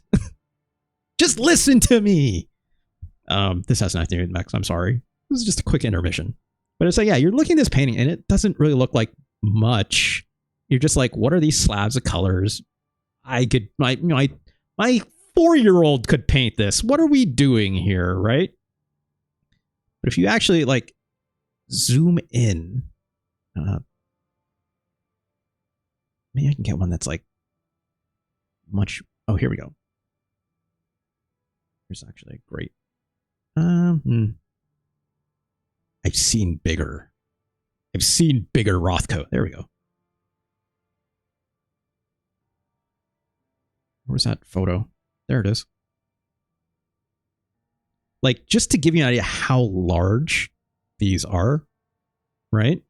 It's like it's taller, if not as tall as a person, right? And you get like right up in there. Obviously, don't touch it and stuff, right? But like something you don't really see, which actually this photo is just, it's not high quality enough. Like, here's a photo like this. Again, like, here's a person standing in front of this Rothko. When you get this up close to it, and this applies for like a lot of art installations, okay? Unless you see them in person, or unless you have incredibly high quality, high resolution photos of them, which, you know, you're not going to get that often of. It's like, you don't really see things like the texture, right? You don't get to see brush strokes. You don't get to see the canvas, right?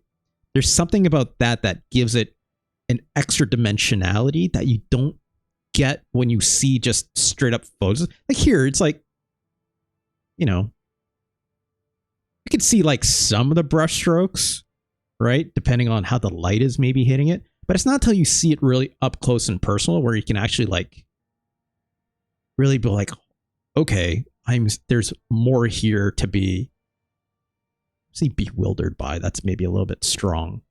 I mean, for some people, definitely. But it's like, there's something about seeing these pieces in person instead of like through a little Google image search that is significantly affecting, I will say. And just being almost like, especially because the size of them, it's like, I think Gita actually mentions it here. Let me go back to here. This deep fields of red and blue and yellow. It's a lovely experience. But when I look at that, the only way that means something to me is if I bring something to it. If I... Maybe I missed it, but it's like, I think Gita gets into talking about like, when you see a lot of these paintings in person, you almost feel like you fall into them because they envelop you in a certain way because they're larger than you, right? It's like when you see like, if you've never been to like a really if you've never been to like New York, I've never even been to New York, right? And you see that skyline from distance, you're like, wow, impressive, or like a really nice landscape. But as soon as you get like up close and personal to like a really big skyscraper or a landmark, it's like, holy crap, right? It could be even something as simple as like, you know, going to like a baseball stadium for the first time. That's like really significant, right? I remember the first time I saw Wrigley Field when I went to Chicago when I was a kid. I'm just like, oh my God, like any other time I've seen Wrigley Field has been like in a video game or on TV. And you're like, yeah, you got like the ivy growing and stuff like that in the field, right? It's neat. But as soon as you see it in person, you're like, holy crap, this is incredible, right? And irreplaceable as an experience, right? A lot of this art can be the same way. And what Gita's about to get into here about what you bring to it, it's like also not just like all the stuff we talk about, like, you know, you bring your human history and your mood that I was saying and who you are today to the art, but it's like a gradient of balance between what you're bringing to the art to develop your interpretation of what that art is communicating to you, which will be significantly different than what someone else has, because someone else may more than likely have a completely different history than you because you're not the same person, right? And what they bring to it today. And obviously, like sometimes there's I'll let Gita say it. I don't talk over something to this panel. You know, the historical backgrounds can sometimes help you meet a piece of art in the middle, but in general, you know, I feel like this is like to me, this is a really obvious talking about art. example of interactivity. But if that doesn't work for you, I think the best experience I've had interacting with art recently was going to see the movie Goodfellas at Film Forum. I've seen that movie dozens of times because it completely rules. I love every second of it. Good old Marty. It's all good, Raging Snapper. Seeing it at Film Forum was a completely new and different experience that made me think about the movie in wildly different ways. One of the big parts of that was because I was sitting next to other people and I was hearing them react to things. And so when we all collectively gasp, Raging Snapper, I'm actually going to use this as a point later on. Hold on to that thought. Or laugh or I have a way of tying this all together. I felt not just connected to the people around me, but I felt like the movie was like dancing with me. It's dorky to describe it that way, but I did feel like this movie and this space and this group of people had all been joined for a moment to learn something new. Basically what Gita's getting at, right? It's like basically the difference between going to watch a movie, watching a movie by yourself, maybe like, you know, at home, right? Watching it on Netflix, maybe just with like, you know, a bowl of popcorn or something, versus actually doing like a group watch, right? They're obviously, as most of us probably know, two completely different experiences, right? Transformative, one might even say, right? To create a different kind of interpretation of the art, right? With a very different kind of interactivity, right? Which is a completely legitimate way to experience something, even if you choose one versus another, right? I know Gita said basically it's like, hey, things that can like help you meet in the middle with the art.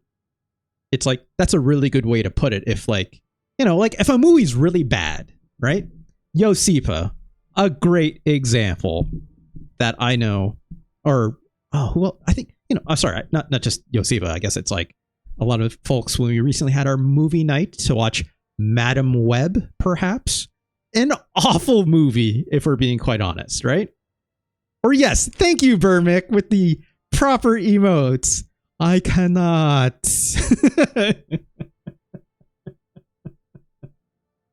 The Room, the perfect example, right? Or like group watching Rocky Horror Picture Show, right? Rocky Horror Picture Show is great, but watching in a group is a even wilder experience, right? So much so it develops its own culture, its own channel, its own path, right? all these other movies like Madame Web or The Room that obviously do the same thing, right? And it's like, if you want to watch that movie by itself, it'd probably be not incredible, but it finds a voice in a different way. And it's just as legitimate, even if it's not the artist's intention, which we talked a lot about last time in my last stream as well, right? What I'm getting at here and how I'm going to tie it all around. So Raging Snapper here is like, oh God, I've turned into a disgusting missile rat. It's like, one may call it disgusting, right? Some may, but it's just as legitimate of a build if you're enjoying it. If you're, you know, think of all the different mech builds you can have. Some may be disgusting, or some might be extremely mainstream, right? Because it gets the job done. But is it as fun? Is it blah, blah, blah? It doesn't matter, right? It's like, however you want to do that interpretation, it's all that matters. And it's no different when it comes to looking at a Rothko or playing The Last of Us or hear about this story of these people being astonished who wanted to be gangsters by architecture. It's just right? such a beautiful looking movie, and especially when you see it projected in a beautiful print. He's Raging Snapper, master. I'm happy for you. But there's also a couple examples of installation art that I wanted to show in terms of art that's more typically interactive in a way. Anyways, there's like some more performance art that she gets into that I think is really neat and whatnot, but I'll stop it there. I think that's enough. Let's go back to the video game, shall we? Wait, oh God, hold on. I should do this. I will forget how to set that back up. No, it's not forget. It's more just like get the placement. Right, there we go. Let's turn this back on. Hell yeah, Yosifa. You know me. I get distracted really easy, right? Even, you know, all that stuff speaks to food just as equally, right? I don't care if it's a Rothko painting or a Henri Matisse or a goddamn plate of scrambled eggs, right? Megas look good. You know, I haven't changed it much, Raging Snapper. Maybe from last time we spoke, maybe. Always, you can check out old episodes if you go to youtube.com/@rjlee. Plug, right? Let's get on with the next mission. Oh gosh, a choice already, huh? Oh wow, so this one's like, hey, listen to Ayre, and this one's like, listen to Carla, right? I think I'm gonna stick to the process I was making with a lot of the other choices, where I'm gonna stick with the top choices, and then in my second playthrough, I'll do all the bottom choices, right? That makes sense to me. I could be interpersonally putting, you know, my feelings into who I should listen to, but I think we're fine with this one. Players are saying, wow, turns out all life experiences influence how we visit and appreciate art. Yeah. Yeah. Yeah. Whether we like it or not, right? Huge if true. Huge if true. Make you think, right? Let's do this first top. Sorry, Ayre. Oh, Ganja's gonna be so happy about this. We're not listening to Ayre. Arquebus has sent its entire force after the Xylem. We're trying to fend them off, but honestly, we've got our backs to the wall right now. That's where you come in. Okie dokie. Leave the grunts to Chatty and the others. I've found someone just right for you. V.I Freud, the ace leading the corporate force. I fought that guy. He was not so tough. Walter left me one last card to play. You. Once you're in, there's no turning back. What? She's speaking like Walter's dead. I'm not so sure about that. In fact, I know you fight Walter some point in this game, so like even with that spoiler aside, it's like Maybe I'm just inferring too much from the way she's speaking. Alright, let's go. Raven, Panther says, IMO. you've made your decision. This is the better one to pick for the first way through. Okay. I'm sorry. I'm sorry, Ayre. Maybe next time. I mean, probably next time.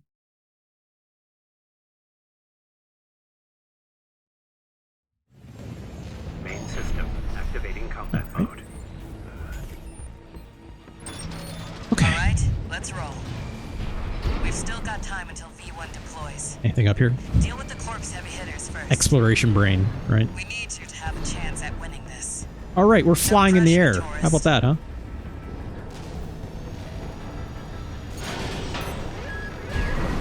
Get right up on there.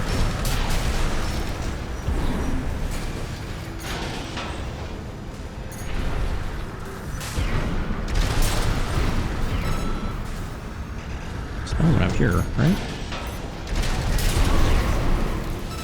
Ooh, boy.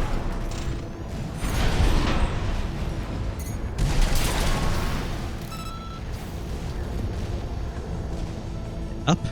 Is that what I'm missing? There you are.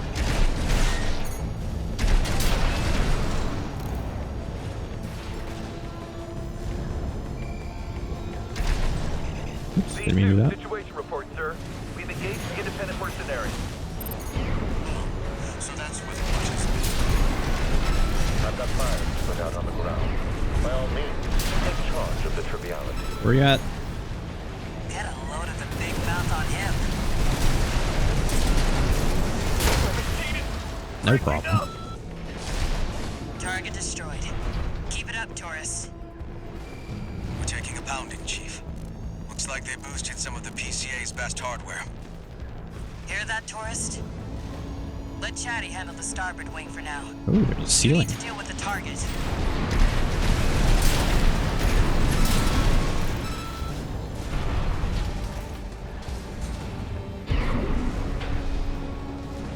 Done here somewhere.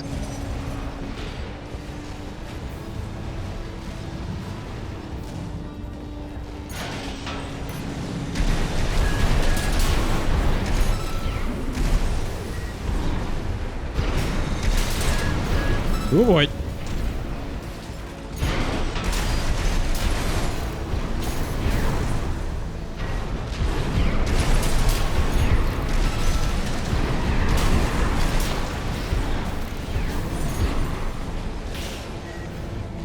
Let's see, so I gotta get inside this thing, right?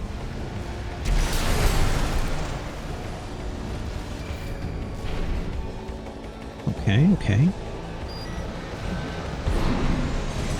I want to take a look outside really quick. Hold on. This seems like it would... Okay, let's see. Never mind. Doesn't seem like... it kind of feels like it would hide something up here, but it's not a whole lot there to do, so... Get a cool space-themed AC. Aren't all ACs kind of space-themed?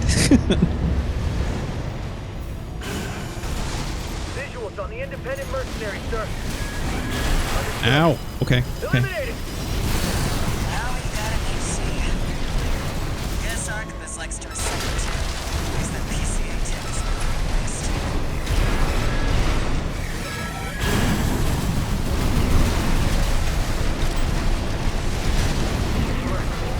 Kind of not in a crow position here. Yes, sir. B1 ready to... I told you not to bother.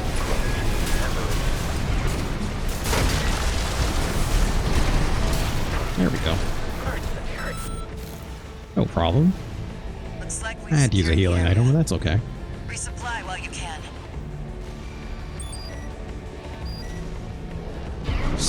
Gonna guess there's a boss fight coming.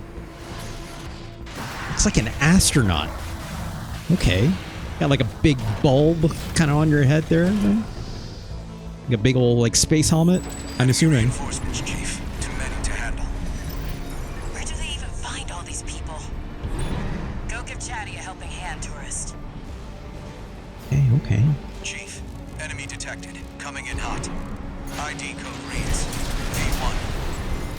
V1. Let's move. Hurry it up, tourist. I'm going. Kept me waiting, tourist. You made it. Chatty, good job holding out. Did what I could. Now we can fight back.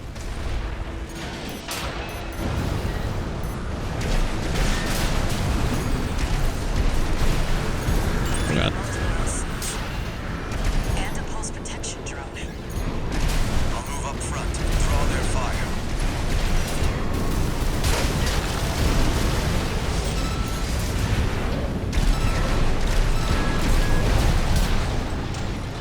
Chief, V1 is close. Reload. There we go. Oh yeah? No rest for the wicked.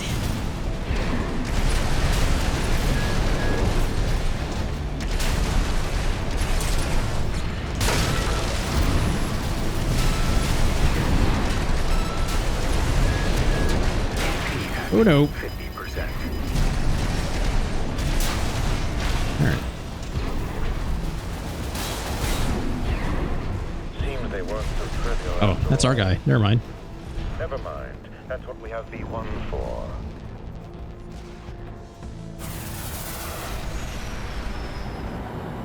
You must be a raven.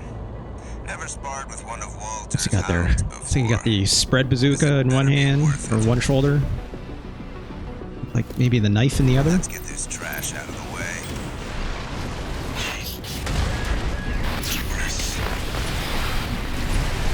Chatty! Hold on. He's AI controlled AC, always the same. Come on. Come on. tourist. 2 repair kits remaining. I haven't seen moves He healed. like He that healed. That's before. fine. Interesting. This is no time for fun and games, Freud. Our objective is to seize this island. You can ignore the mutt. Yes, Snail. You're right. Now then. Damn. Shields. Get out of there. Oh, okay. Glad I chose your company over Snail's. You fight like a hound on the hunt. At this altitude, I'd expect a scavenger bird. Sorry, tourist. Watch those laser beams.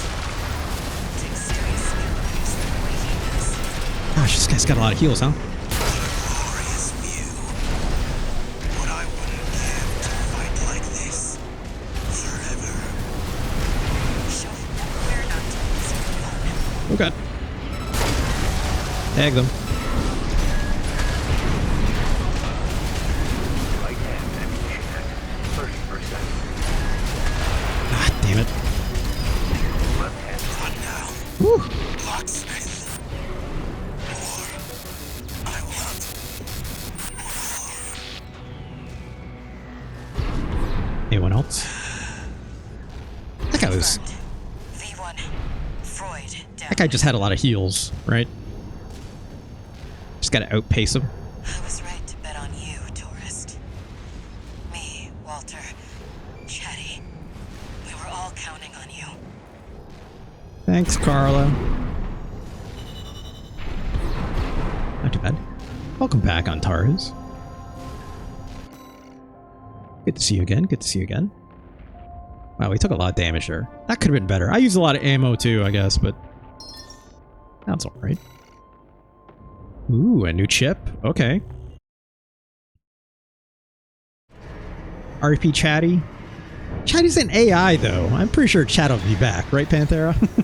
incoming comms. Don't put your entire AI in one robot and that's it. I'm assuming. Just went to say goodbye to Chatty. Or maybe she He was did? an AI I developed. Could have moved him into a new body, but Make it. I never could bring myself to back him up. Oh, Carla. Be like taking the life out of him. Yeah, I guess. Wow, she's really sad. Seem like you've lost someone too. Hope I'm just imagining things. I don't know.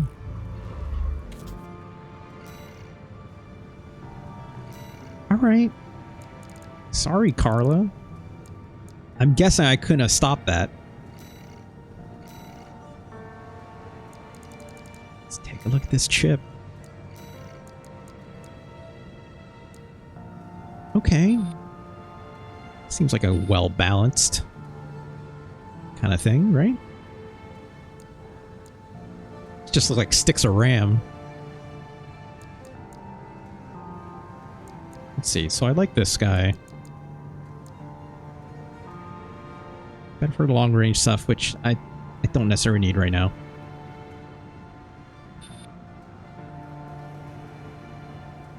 Yeah, we're not gonna use these. I can see this being good if I had like some laser rifles or something, maybe, right? The boost to like missile lock would be nice, but that's all right. You know, ideally, maybe I should be using this, make my missiles lock on a little bit quicker, but it's fine. Most of my damage is coming from my guns, so. Alright, let's take a look at that mission. Okay, so I did miss a battle log. I'm not going to do that now, though. That's okay. Breach the Carmen line. Alright. Seems like Antara is having a good time. I thought you were on your way to work. It's all good, though. The Xylem's just inside the Carmen line, skimming the border of outer space. Right, Meanwhile, Arquebus still hasn't taken full control over Rubicon's closure system. They're locked out of the satellite cannons. Wow, we're literally going to space, huh? Line of defense. We'll be fighting their interceptor fleet in the air. But we're not totally screwed. This area of space is thick with residual coral from the fires of Ibis. That makes sense, Antares. What job to next? Take a dip in the coral flow, and you could draw Look at that on an mobile unlimited app source for of Twitch is energy. treating you okay. I know that app is a little rough sometimes. Break through the fleet, and the vascular plan is ours. That sounds alright. Alright, so let's just blow up some ships, I guess, right? Seems easy enough. Time to do or die. Maybe I want to hover for this one, right? Let's get our laughs while we can. Carla just out here always wanting to have a good time. I can't deny Carla's vibes. I remember she was saying, it's like if I can't have fun, can't have none, right? Like, Let the games begin. Hope you don't mind a little friendly competition. oh, okay. Oops. Looks like I got the first point. Oh, Carla. Well, I'm still going to use this as a platform to get my boost back, if you don't mind. Main fleet, hold the defensive line. Actually, I kind of wish I had my sword or something here. Not trying to hit that. It's too many targets to hit right now.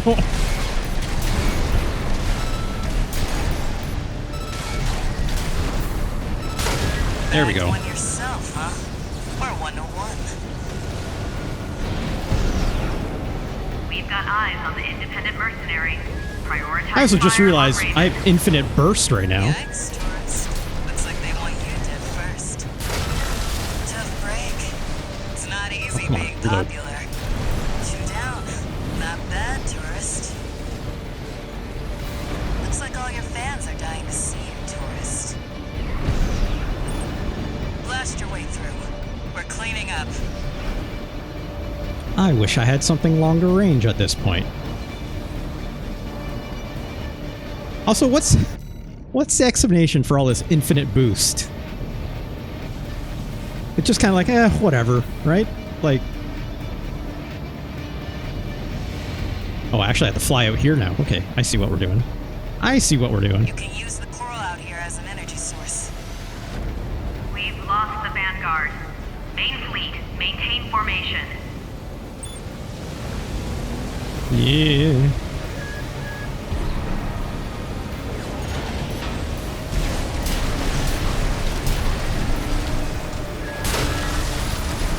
That's the 3rd interceptor to go down. Let's keep moving. This is cool.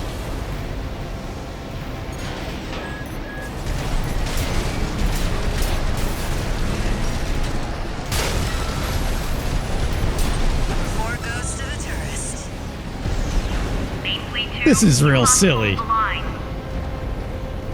spread out wide. I'll start taking them out from the right. You take the left.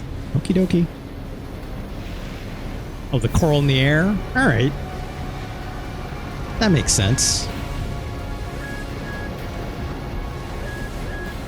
That's a lot of missiles, huh?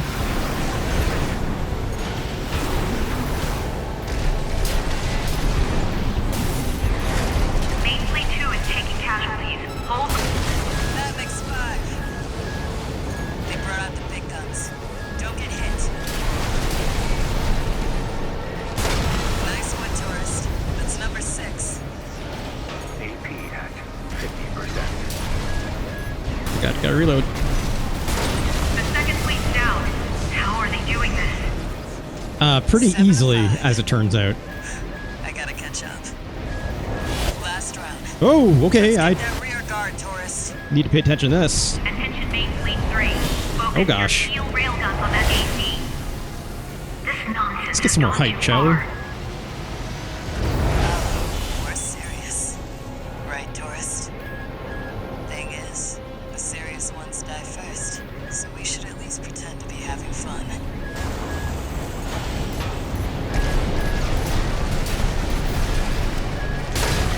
Interceptors down.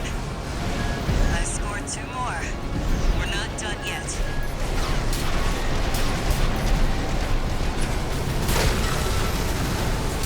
Nine. Alright. Last one, right?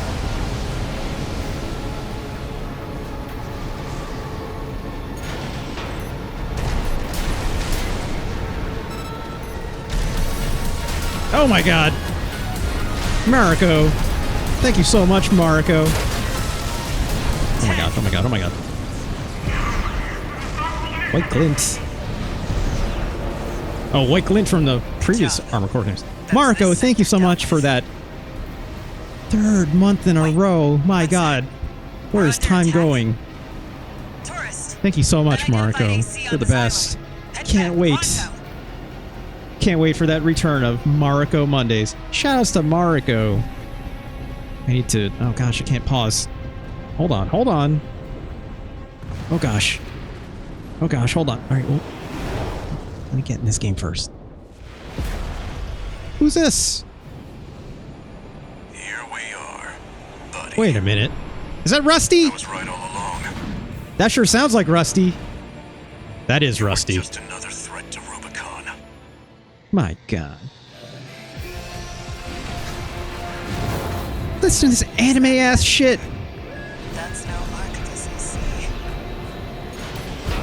Even with the combined might of the corporations, I couldn't stop you. But this new AC came. Oh my god. Mariko, I need to show you first. My god. My god. Hold on.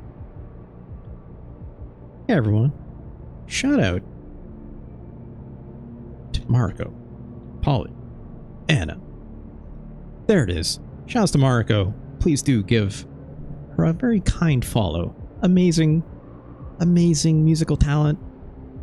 Playing all your favorite acoustic covers out there with that awesome singing voice. Please do check them out. Shoutouts. Shoutouts your way, Mariko. Thank you so much again for your sub.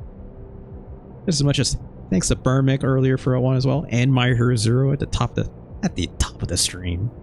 Love you all so much. Thank you, son. Thank you, thank you, thank you. Thank you so much. Alright.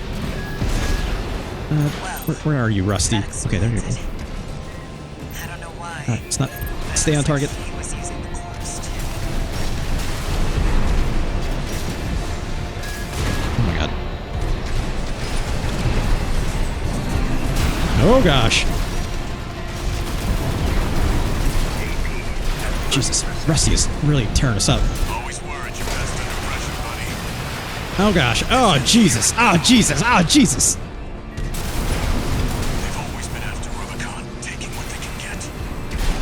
Someone has to put an end to this injustice. Alright, alright. Just make sure you win this. Where did they Ah, god. Still tag us, huh?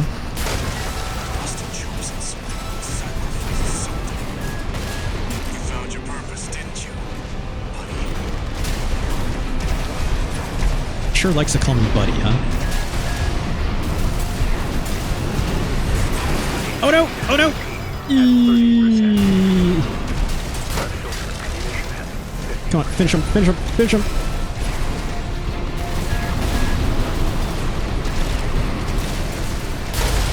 Ooh. Got that lucky stun needle right in the last moment. 93 health to go. What? You got shields? No! Things will change. Oh, I'll no. remember you.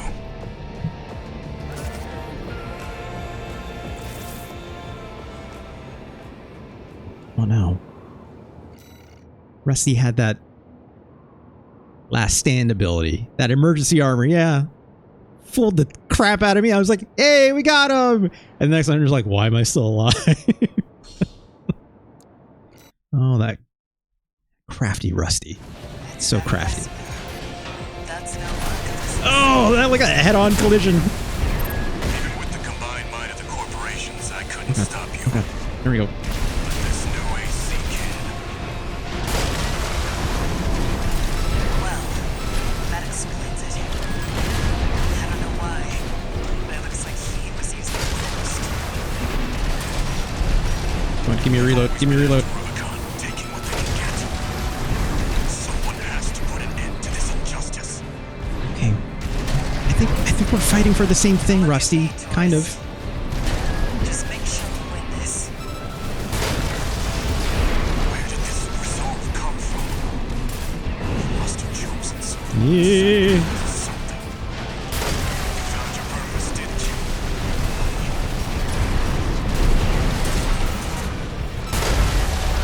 All right, now I gotta. I won't stop. Let's come back. Oh god! Oh god! Oh god! Oh god! Oh god! Oh god! Ow! Ow! Ow! Ow! Ow! Ow! Ow! Things will change, but I'll remember you. Okay. So don't get close to Rusty in that second phase. Is what we're. It's what we're learning here. Don't let him get you with that. It's that Vespa. That's no longer SEC. Even with the combined might of the corporations, I God damn, couldn't Rusty. stop you. This new AC kid. Yeah. That explains it. I don't know why, but it looks like he Oh! was No! No! No! Oh my god! It's ripping us up. Been after Rubicon, taking what they can get. Someone has to put an end to this injustice. Look at me, tourist. Just make sure we win this. Where did this resolve come from? Oh Jesus! Something. You found your purpose, didn't you? AP at 50%. AP at 30%. I know. Always were at your best under pressure, buddy. This ends here and now. Oh god! Oh god!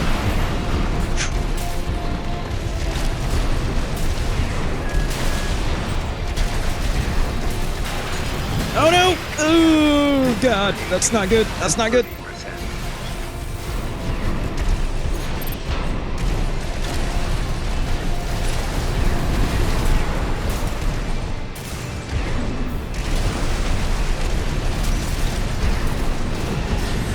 God.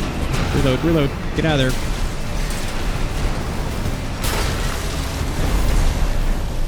Okay. I won't stop. Let's get a reload really quick. Chase the clouds from over Rubicon.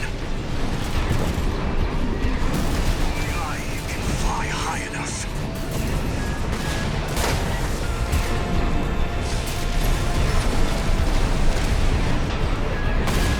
Oh god. Oh god.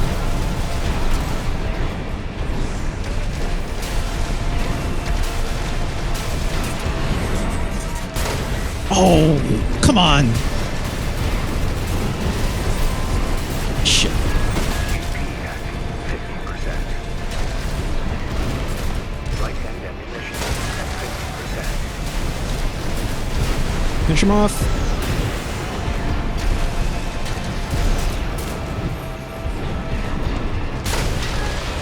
Ooh. Flew just out of reach. Buddy. Sorry, buddy. Sorry, Rusty. From one Rusty to another. Buddy, huh? I'm sorry. Do him a favor, tourist. Remember him. AC Pilot will remember that. Playing old Telltale games now. Wait, what's going on?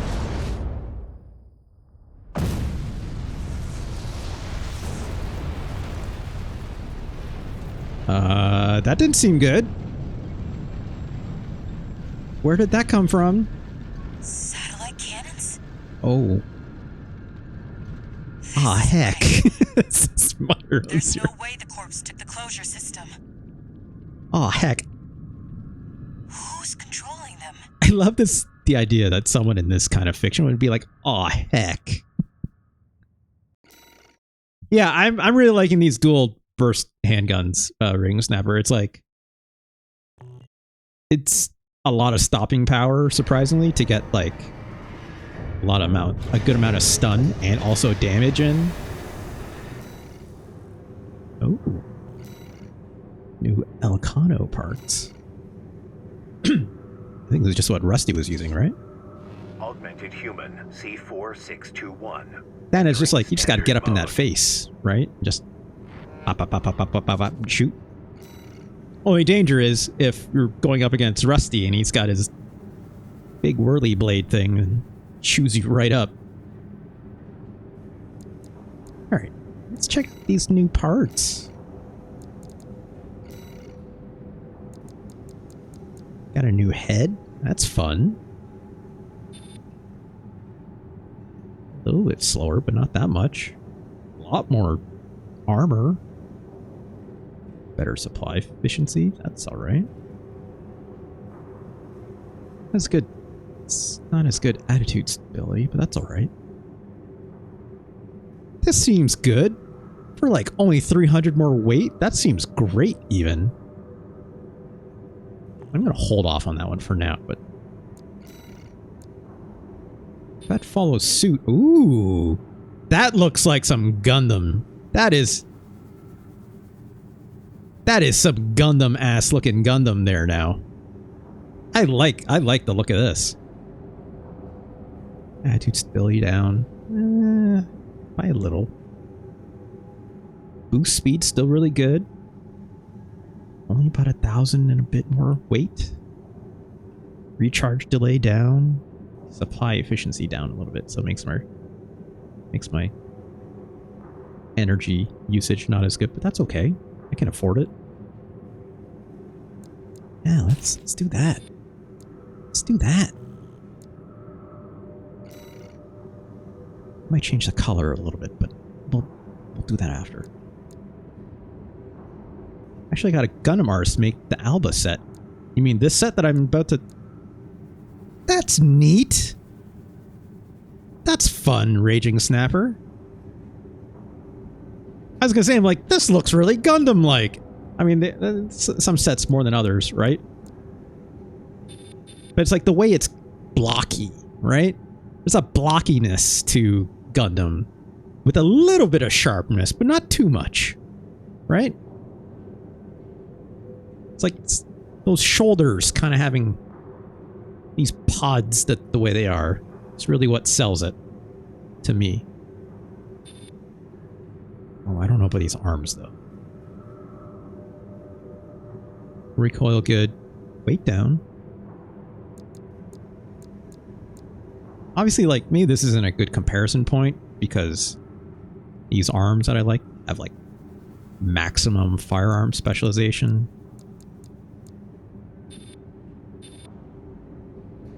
It's down a little bit, but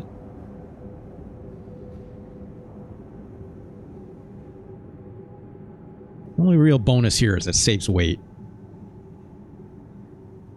I'm gonna hold off on that for now. Check out the legs. Bipedals. Yeah, that's a Gundam skirt if I've ever seen one, right? That's the key thing about a lot of Gundams is like they got like a little bit of like a little bit of kilt or a skirt, right? Which is key. It's like a skirt and like usually like the closest one is this one, right? Where it's got like little winglets on the hips, right? But it doesn't have the skirt, right?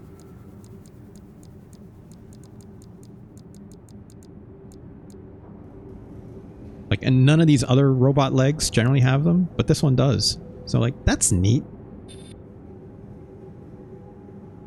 Load limit's a little less. Armor's up. Incidents and stuff. I'm not too worried about that.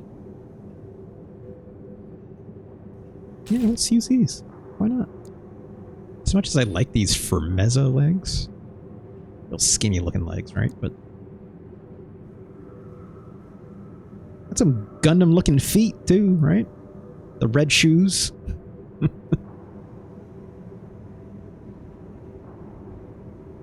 Into that. All right. Now I just need like a laser sword, right? Probably going to stick with these Alulas. I've been using them the entire game. They're basically the fastest boosters in the game, right? Seems like it. I haven't found anything better yet. I don't know if the one that Panthera mentioned to me earlier might be better. That I haven't unlocked yet.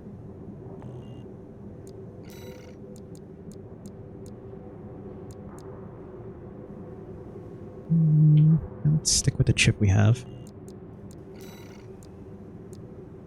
Can I change my generator back now? Because it's like before I was doing some weight stuff.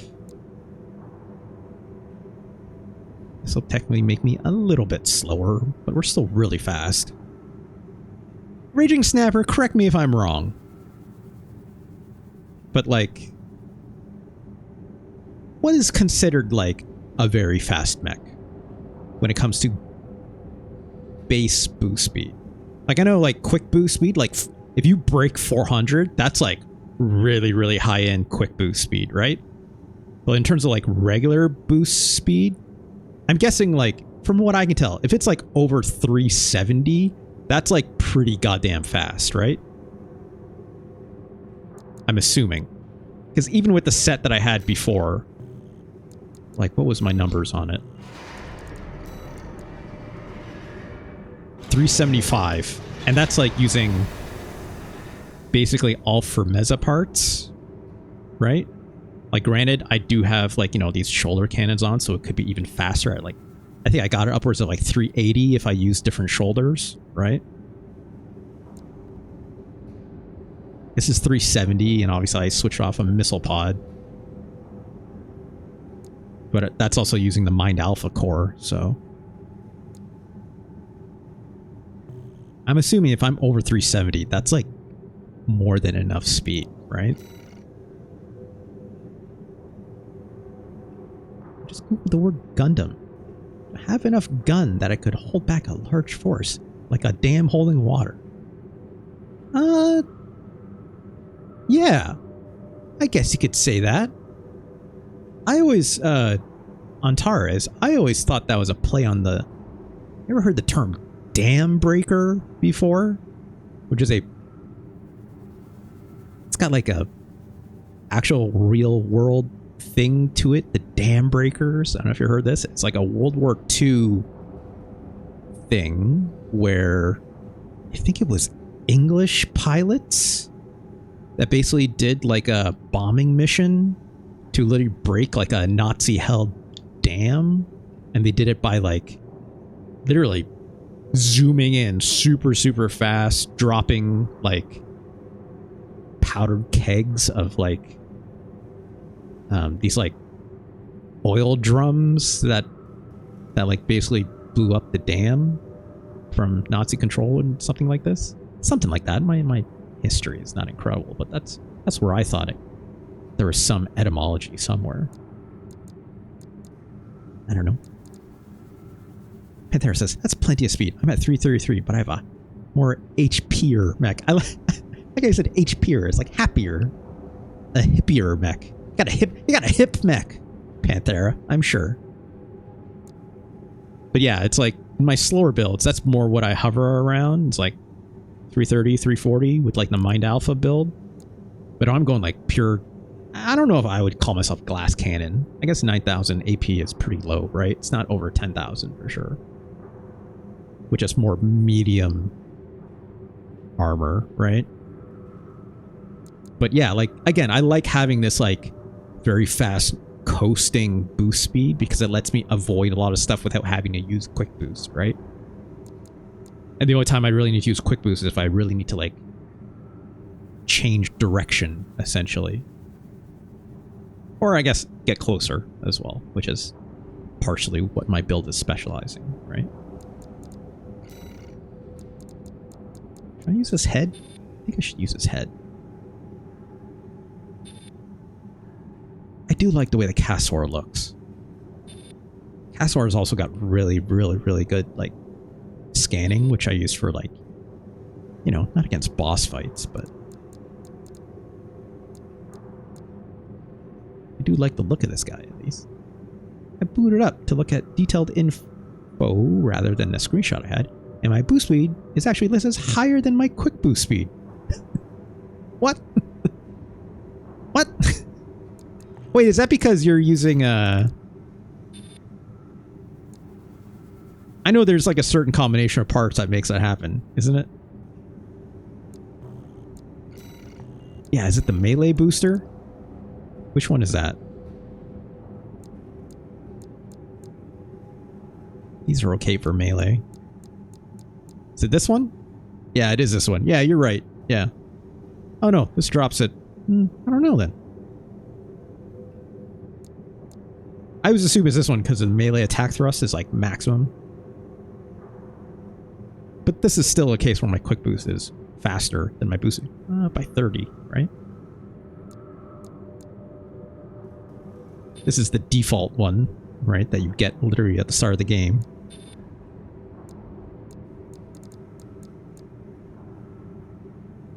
Is this it? It's probably this one. Here it is. Second generation furlong dynamics. Yeah, it's like, I did consider this. It's like, yeah, it's like your thrust, your coasting thrust is huge. In this case, mine would be 382, but it drops my quick boost to 340, which is really funny. This seems good for like a, maybe like a hover tank, right? Using maybe like tetrapod legs or something, right? But even then, like in my build currently, which is like maximized for boosting speed, is like, is losing basically 55 quick boost speed worth a gain of 9 overall boost speed? Like, probably not, right? Scroll down a few more boosters. Oh, okay, here we go. Here's another one. Oh yeah, these ones. These ones are meant for like using assault boost. If you're like using kicks. In this case, yeah, it's like, I can see it's quick boost is also slower. Alright, I'll take a look in VGBs. Alright, let me see. Where is it?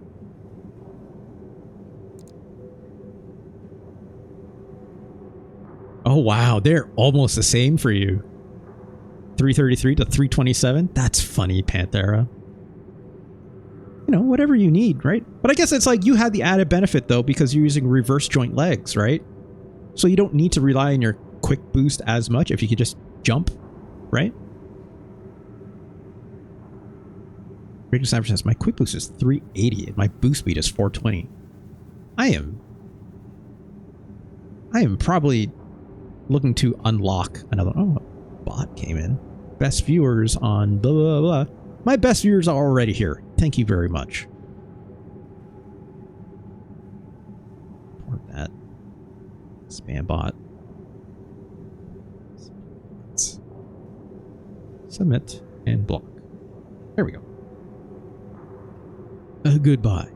But yeah, Raging Snapper, you don't have to like spoil stuff for me or anything like that, but I'm assuming there are more parts for me to gain, right? So, but that's cool. That's cool. That's cool. I like to look at that. Where are they? Yeah, these arms are the only one that I maybe like, oh, doesn't really fit me that well. I don't need more recoil.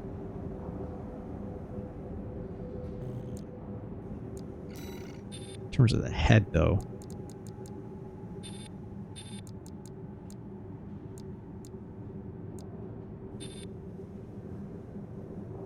Supply efficiency is up, but I don't need that. A little bit more armor. I guess that kinetic energy and explosive defense is significant. Let's put that on. We can afford the weight. Gonna miss out on a little bit of that good scan, but that's okay. Should I use some different arms, though? Probably not, because I'm not doing melee, right? These arquebus arms, I think, are pretty good. But again, not focused on melee, so... just want the shooty parts. None of these are shooty. They don't have enough armor to make it worth it.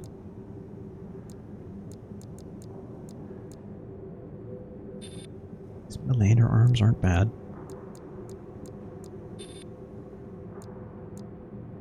Yeah, let's stick with the knock director arms. Like them.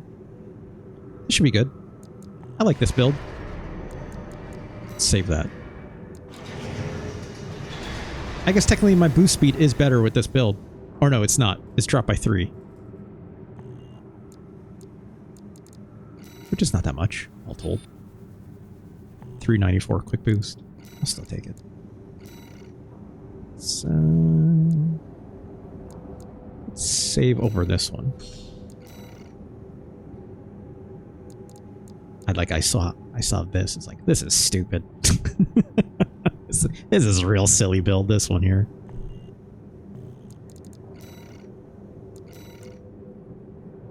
Doesn't look like there's any battle logs. I wouldn't have expected as much. We'll go back to that one sometime. Alright. Shut down the closure sets. Oh, concludes the chapter. Okie dokie. Let's see. Yeah, it's like those tank treads. It seem like... I was the one who fired the satellite cannon. Excuse me, Ayre? I mean, we did I know go against her word. You've made your choice. Yeah. Sorry, Ayre. And I must do my duty. It's like she's just gonna be in our head while we... As a Rubiconian. Well... shoutouts to Ganj. It is Friday.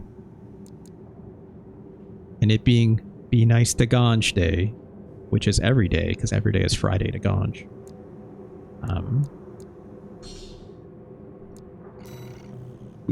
Sorry, yeah, we gotta... Ayre's the bad guy now. Sorry. Come to me, Raven. Jeez. She's really not happy with us, huh? That's fine. There's an ad break coming up in 1 minute. If you wish to skip the ad break, please do maybe consider passing me a subscription. I'd gladly take it. Obviously, you'll go ad-free, all that fun stuff. Pretty roughed up. Of course, I'd be very thankful. Thank you so much. Out. Also, if not, don't sweat it. It's all good too. I'm just glad you're here. She seems not... satellites to you, Taurus. I don't know if she's pissed as much as she's just like... she feels... it's like she's relegating to this. You know, for a tourist, you've got a sense of humor. Good luck out there. Okay. Thanks, Carla. Ganj is probably having a field day if Ganj watches this. Oh, this is an interesting looking set piece. Raven. Hey, there's that giant eyeball in the sky thing that we shot out of in the beginning, right? That sure looks like it to me. I should take a screenshot for my YouTube. Oh, well. Did it with that giant crossbar in the way. That ain't gonna do it. And yet you turned your back on our shared potential. Wait, who's this? You want to silence us forever. Okay, Ayre. Oh, that turns literally into like a jet. That is what I would call a variable fighter. Welcome to Variable Fighter Friday, folks. I didn't even say that today. God, I want to watch Macross again. It's been a while.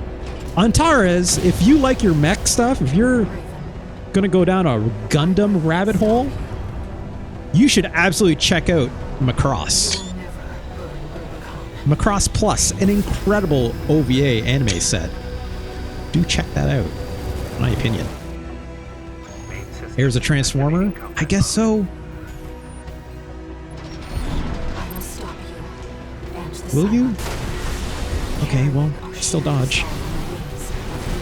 Oh, she's got a sword. Okay, yeah, of course.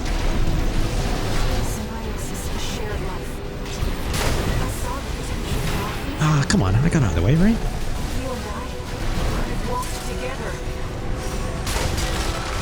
Wow. Okay, Ayre got a lot of health, huh?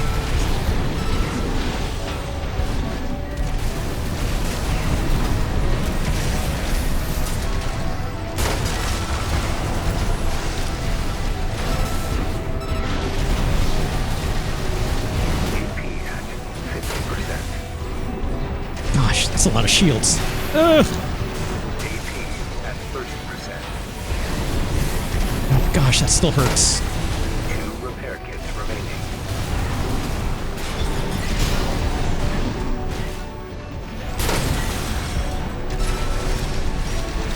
Kind of wish I didn't burn that right away, but that's okay.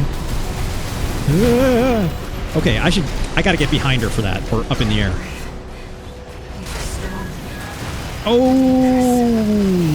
Okay, she turned into a plane.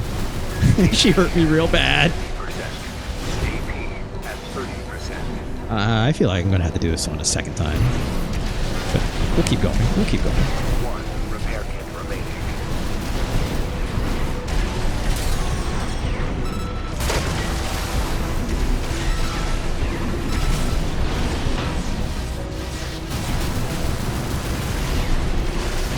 Use your sword? You gonna use your sword or what?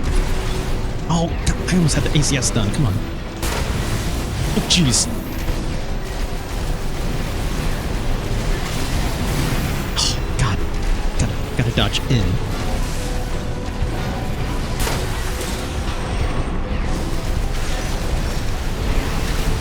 Oh, I didn't think she was gonna swing her sword at me that time. God, we're in the boundary here. Oh, gosh. I had to fight that instinct to dodge backwards. Jesus. Whoa, she got a big sword now. Okay, alright. And she kind of can teleport. Oh. I realize what you are. The spark of war. Phase 2. Fires that haunt Rubicon. That still hit me. Oh, God.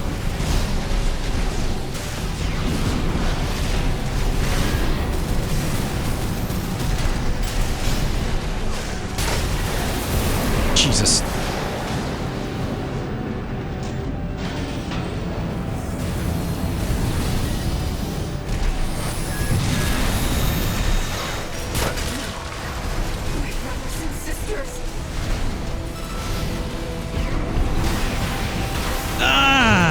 Right in the back.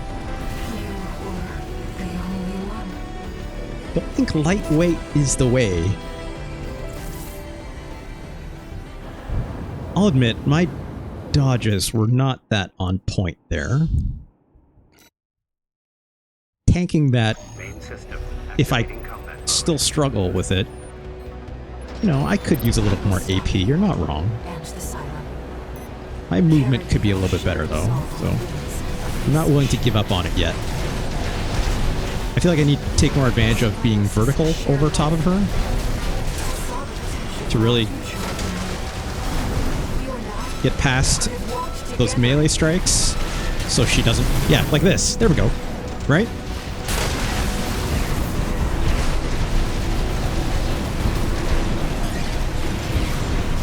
So instead of her coming right at me, yeah, just... I'm taking a page out of Panthera's book here. What if I just jump, right? That seems alright to me. Can't hit me when I'm jumping over your head with a sword, right? I'd say this is going great, even.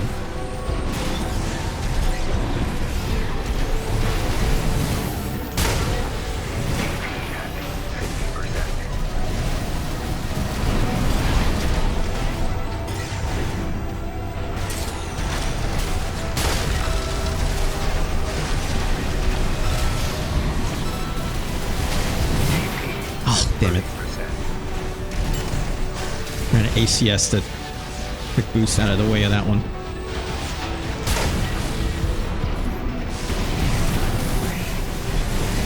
Oh, she got the big sword. God, no, that was instinctive. Gotta go high, right?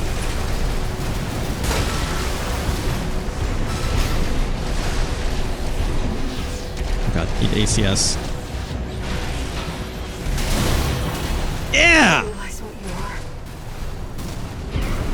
The spark of war. Okay, now she's gonna go ham, right? Rubicon. At 30%. God. Oh God. Oh God. Ayre ends this, Raven. Oh God, that didn't land. Brothers and sisters. No Americans remaining. Jesus. Oh my God, I need to get on the ground.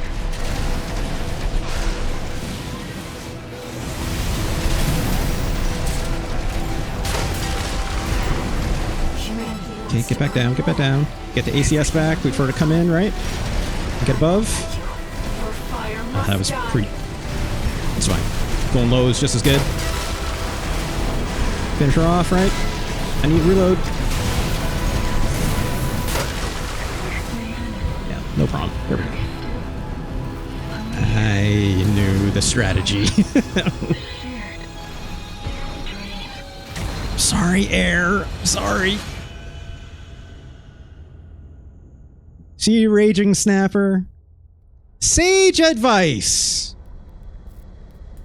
If you're getting steamrolled, Panthera knows this. If you're getting steamrolled, consider what's hitting you. And maybe don't get hit by it. Oh, you're joking? That's all. Don't worry, very Snapper. Oh no, I'm sorry, my ears are. I'm killing one of your fun characters from Ayre Chronicles. Oh no, well, no more satellite laser, I guess. I guess you're right. This is just a big missile. I guess, you know, if you want to call it that.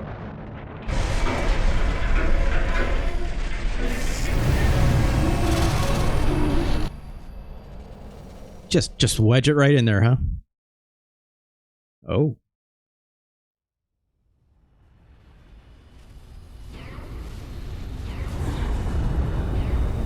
I don't think you're going to quick boost out of this one, friend. Wait, is Carla on that ship? Is Carla going to be okay? Is Carla still alive? Carla? There Carla? were no winners at the close of the Coral War. Okay, well. When the storm of fire finally faded, only the ashes of civilization remained. I thought this was Robin Atkin Downs. I looked it up. It wasn't. Sure sounds like it, though. Ruined and haunted. This voice actor, I don't remember their name. I had it looked up, but they had done a lot of work, too. So Rubicon was to be abandoned, left a dead planet forever. Well. Meanwhile, the monster who burned the stars. Wait, is that me? Vanished into the flames, Yes. never to be heard from again. We didn't even run into Walter. Maybe in New Game Plus. His history would forever remember. Probably New Game Plus, I'm guessing. Yeah, we side with Ayre, we fight Walter, and we probably fight Carla again, right? Because they're like, what are you doing? 6-1? And we're like, the voices in my head. Cue Randy Orton's wrestling theme, right? It's a good wrestling theme. I'm not gonna lie. Well, that's them end credits, huh? Listen to this music. This, what's the name of that band?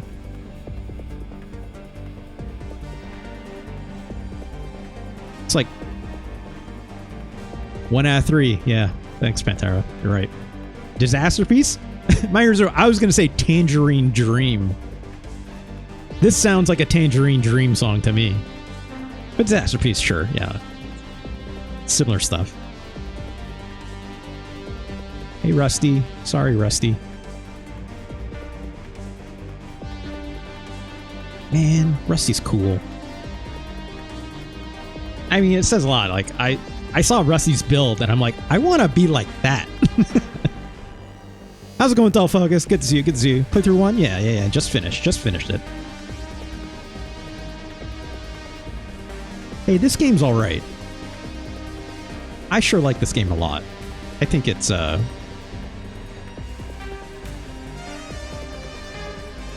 this is, in my opinion, the ideal mech game, right? With, like, all the, like, all the good stuff that I like out of a FromSoft game, right? Like a lot of similar kind of approach I'm taking with, you know, like that I would with a Dark Souls, that I would with Sekiro in ways, right?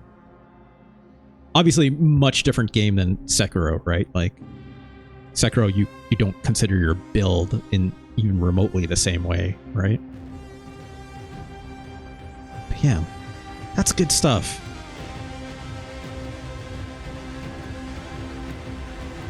I would love to keep playing the playthroughs of this all the way through, obviously. Like playthrough 2 and 3. I guess here's the real question. Oh, big stinger hit. There's that trailer music.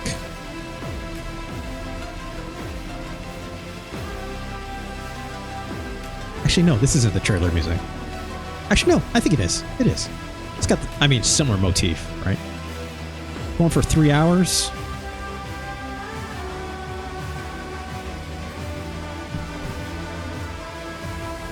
Do I keep playing some Armored Core 3 today? Real planetarian music? Yeah.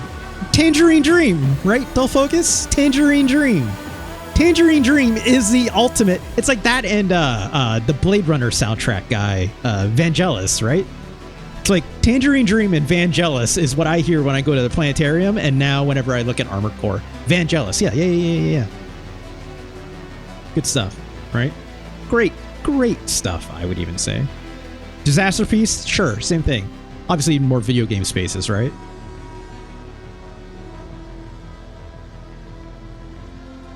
But yeah, do I keep playing this right now? I'm going for 3 hours. I've got maybe... Actually, Pantheran or Raging Snapper, you tell me. I mean, I'll find out as soon as these credits run, I guess. Can I just skip these credits? Should I just skip this? Shouts to Patrick Seitz. Andrew Walter. Additional voices. Ray Chase. There it is. Ray Chase. That's the guy I thought was Robin Atkins Downs. Ray Chase done a good amount of voiceover work, obviously. I still wish I could figure out who did the music for that installation at the Toronto Zoo. I don't know. Think skipping this fine?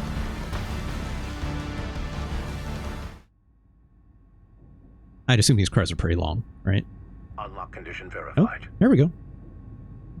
Playing back message. Sender. Handler Walter. I knew it. 621. Looks like you got the job done. You chose to carry our burden and right the wrongs of the past. Yeah. I'm sorry. And I'm grateful. Yep. 621. There's nothing left to bind you. Whatever choices you make now, I just hope you find your true potential. Sometimes you just gotta, you know, let the hound go. That's it? Okay. Ding. Not bad. Not too shabby at all.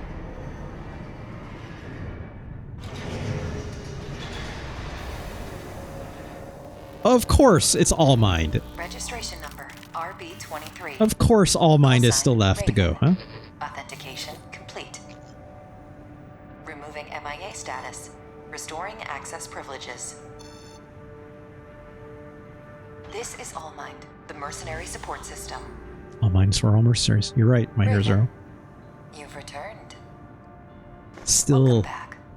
All Mind anticipates great things from you. Still absolutely looking at this All Mind with all the suspicion. You know? Looks like you passed the authentication. That was quite the welcome home. Well, whatever. Raven, that's who you are now. You're on Rubicon. I see. So this is picking up. I've picked up some work for you already. Take a look, 621. This is basically picking right back up at the beginning of the game, obviously, when you... Yeah, but All Mind is like, hey, you're back. Was it all a simulation? I know all the arena stuff was, right? Interesting. Yeah, completely normal, like most people's game. Yeah, oh, absolutely don't focus. Absolutely. Yeah, right at the beginning of the game again. Okay. There's a comment here by Panthera. Maybe chill on New Game Plus Plus. I forget if it's before credits or after. Okay, so you're talking about like, hey, don't skip the credits on New Game Plus Plus is what you're saying. Correct me if I'm wrong, if I'm mistaking that comment, Panthera. That's what it sounded like you were saying. Let's see. Do I keep playing this? Do I play something else?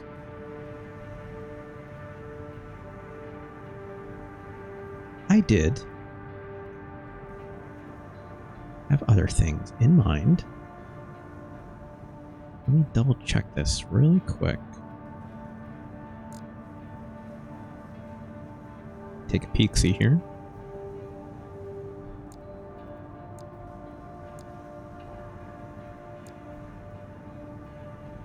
Probably got like maybe a half hour in me. Maybe an hour. I know myself, right?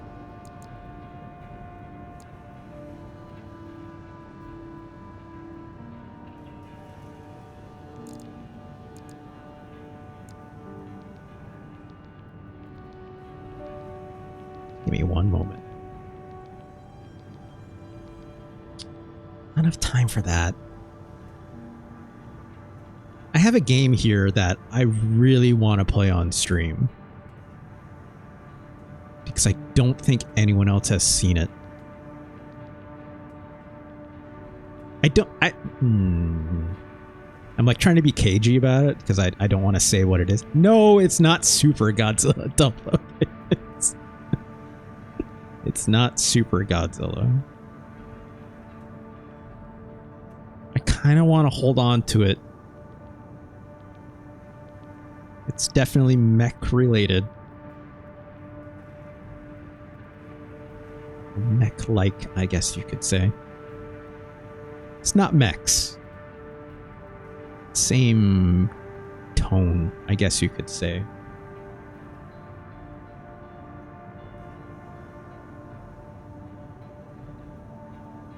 Let me look at this really quick.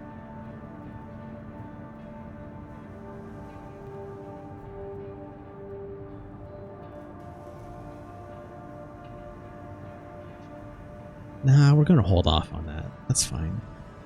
That's fine. I'm going to hold off on that. I'm going to keep that one in my pocket. So Surge 2? Surge 2 is actually an incredible video game. I finished like Surge 1 pretty much inside out. Surge 2 looks so cool. I have it. I just haven't started it yet. Let's do this. Let's do this. Because I've been curious to do this for a little bit. Let's come back to AC6 next week, for sure. Right? Let's come back to the full cam. Let's save this. Where's my music? There it is. Alright. Densha to go? What's that, my Hero Zero? I don't even know what that is. Curious.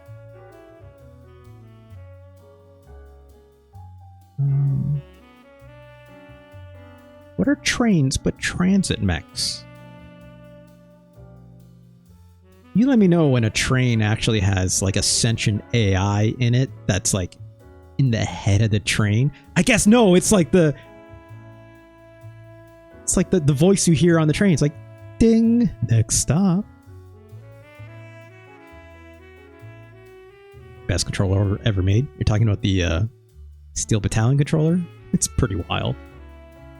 I still like the virtual on double joysticks. I think that's like the right balance.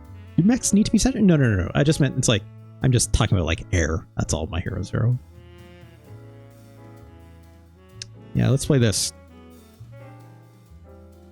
Yeah, do the capture for it. So hold on.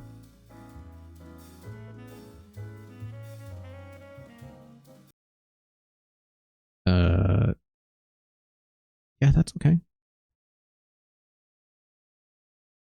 Game capture. It's a little old game.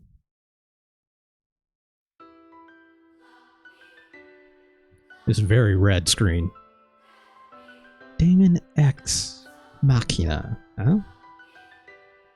Made by Marvelous! Of course, licensed and published by Exceed Games / Marvelous USA. You want to talk about anime? Armored Core, pretty anime, right?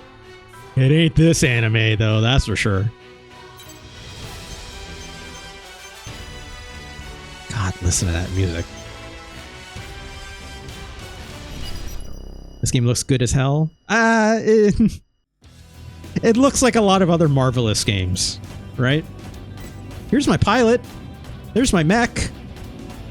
Look at this motherfucker, right? As you can tell, I'm using the same usernames and pilot and mech names, right? Get a spade tattooed on my chin. Yeah. It could be a club. It could be a heart. I don't know. It's up to you, Del Focus. See if I can remember anything. That's right. I was really close. I was trying to, like, for the achievements, like, unlock every single piece of gear in this game, which is hard to do because it's all randomized loot drops, which is annoying. This ripping guitar track. Funk, thank you so much. Of course this means you get another VIP token. Wait, does this mean I get another VIP token? Yes, it does. Thanks so much, Funk, for the subscribing again for another month. Making it big ol' 3 months. Thank you so much, Funk. Much, much appreciated. Wonderful supporter since the beginning. This Daemon, yes, Daemon X Machina. Not Albarn. That's not quite a Gundam mech. I remember painting mechs in this to be a little weird. Oh, right, there's like voice commands there's chat commands for some reason. Let's take a look at this mech, shall we? That's a mech. Maybe I can paint the body a little bit like a Gundam, right? Yeah, why didn't I do this to begin with? That's kind of a Gundam blue, right? I'd say that's a Gundam blue. I'm not going to do this right now. We'll do this another time. Equipment. I don't remember how to play this game. All I know is I got 2 guns. Zurukweis. Those are mech part names, if you ask me. Daemon X Albarn. That's pretty good. Let's try the testing ground. See if I can remember these controls. Pantera says, okay, well, I put together a skeleton build and saved AC data. It's a DLC. Does not let me quad wield melee. That's fun. Alright, so we're gliding. Right? Can walk around. Here's what I like about that. Yeah. It's like you automatically walk at the gate and it has some slow build up. But eventually you do get into a boost automatically, so I don't need to press a quick boost button. There's a jump button, just like the hover. But as you can see here, like actually you stay in the air, right? There's a sequel coming to this? I had no idea about that, My Hero Zero. That's the barrier. X is still quick boost, which you can use infinitely as long as you have stamina up there, right? What you call is literal stamina. Pressing A makes you go higher. How do we go lower? Oh, that's right. Tapping in the left stick makes you drop. So it's actually, it's not like tetrapods, right? Where you press jump button again. You actually jump in the air, so it's like having like a quadruple jump even in cases until you hit the ceiling. And I think if I just hold, that's right, you can hold the quick, what would originally be the quick boost button in Armored Core, and you just keep boosting. In this case, I have these like extra boosters on my shoulders, which is actually like an auxiliary slot item, which just makes your like your forward boost like way faster, but not side to side. So it's almost like an assault boost item in a way. Oh gosh. Independent shooting on, you know, shoulders and left and right trigger. There's no like auto assist on or off. It's just you just aim at things and you lock on. I want to say, what's my other lock on button though? It's like there's a button for it. Also funny, these are called Nepenthes. Nepenthes? Just like that thing in the other game. How do I reload? It's just like a controller config. I don't know.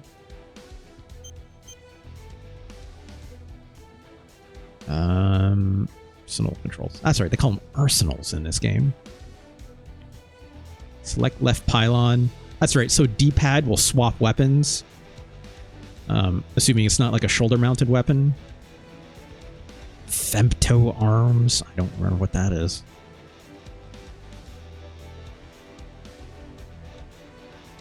Mirage. That's right, you get like special abilities like RB is boost. Shoulder weapon, auxiliary equipment. Right. So I have a quick, that quick booster is what I have equipped. So it's not normally a quick boost button. It's RB normally. There we go. RB is your quick boost button that you can boost in different directions. I just happen to have this giant booster on my back, so that's what makes me go forward.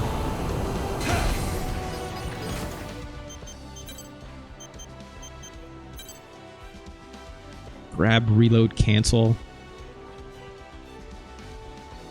I don't have a sword, so...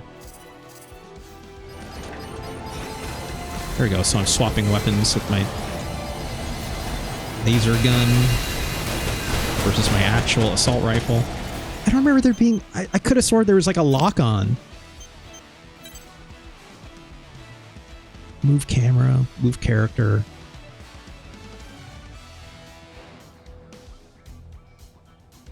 Right, I forgot you can actually get out of your mech as well. You can eject. I don't remember how to do that. Ground only. There we go. It's just on the face button. Pressing Y. I can get out of mech and run around. I have like a little like option cannon that follows me around. Just hilarious, if you ask me. Get back in our mech. Alright, change a category. Good call. I forgot to do that. Thank you for that, Raging Snapper. Daemon X. Machina. Hit that save button. I don't care about the title, that's fine. I need to see if there's like a lock-on button. Reload, blah, blah, blah. Am I just not seeing it?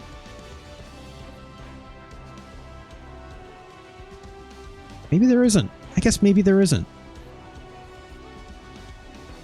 I could have swore there was. But I guess you do need to actually aim it. So it's not like Armored Core where it has like the auto aim assist.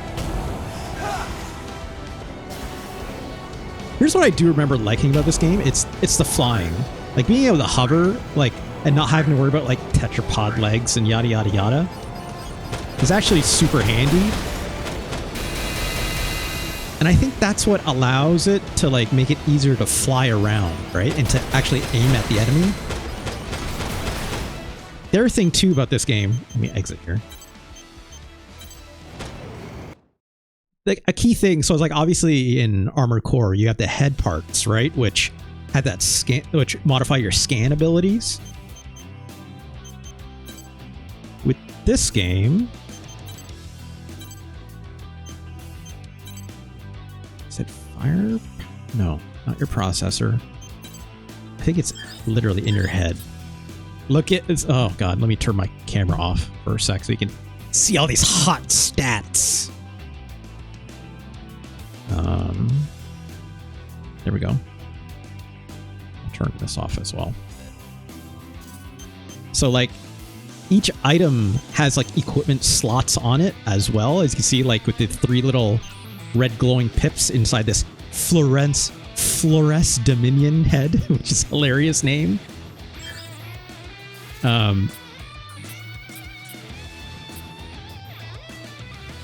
But like, okay, so you see there you have lock on time, lock on range.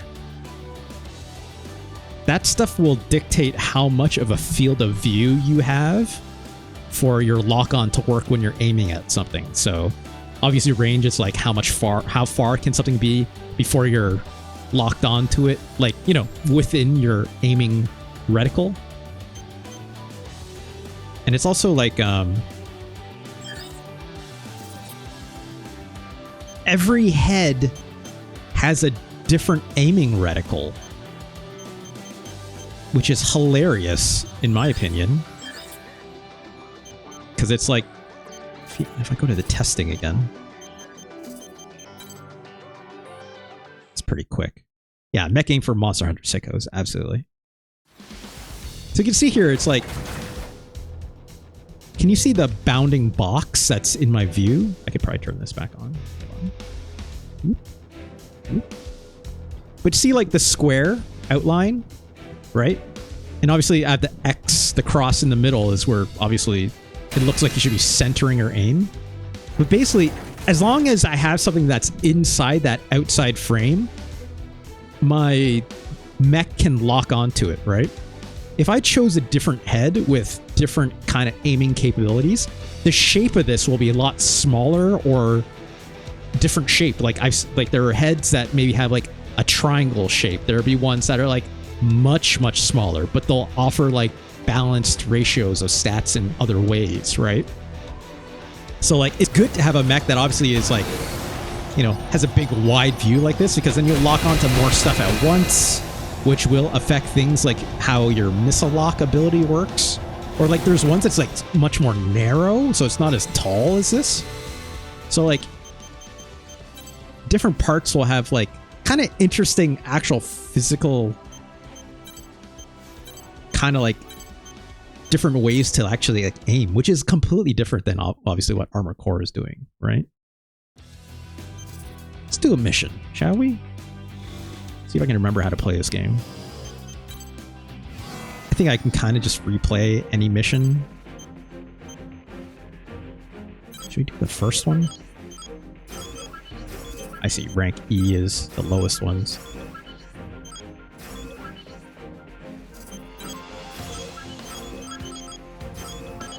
Also, the way this map moves is wild. Let's literally do the first one. All right, you got partner requests, so it's like you can do all these missions multiplayer, which is fun, right? I think that's like a different menu, actually. Hold on, let me see. I think multiplayer's over here. Exploration online. That's right, exploration missions. This is multiplayer online. Otherwise, it's like, right, this is versus or co-op. Seriously? And then partner here means your AI buddy. So like I can have all these characters from the game, and they cost money to have them tag along with you, right? That is kind of how it was marketed. Like, this is a 4-player co-op game. Yes. I mostly finished this game by myself, though. Like, Scanning battlefield. Femto particle density is low. Short-range radar will not be effective. Eliminate as many AIs that's right. as If I you hold can in within the mission area, but no fewer than if I hold RB, you'll just keep boosting. Your reward will be determined by the total number But obviously, of it's using up AIs stamina up top. But if you tap it, you can more quickly like do actual quick boost actions. So, you know. See, it's because my scanning radius is so huge, I just blew all those things up. But also, you have to pick up ammo. Obviously, yeah, I have that little mini-map there on the side, too, which helps. On out of the area.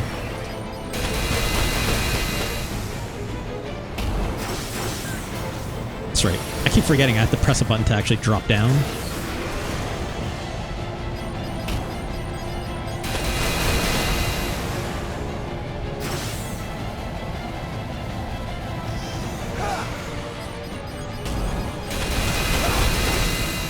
These controls are so weird after playing Armored Core.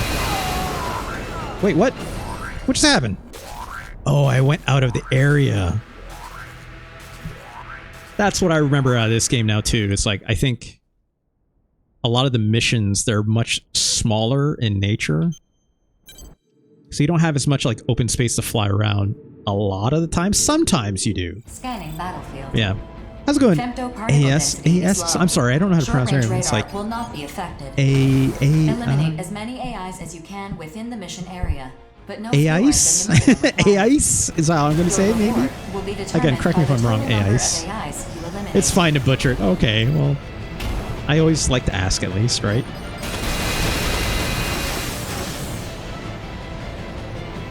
Like, this is very weird because obviously the aiming is much, much different. Having even to, like, you know, obviously hit a button to drop down, it will be quite different.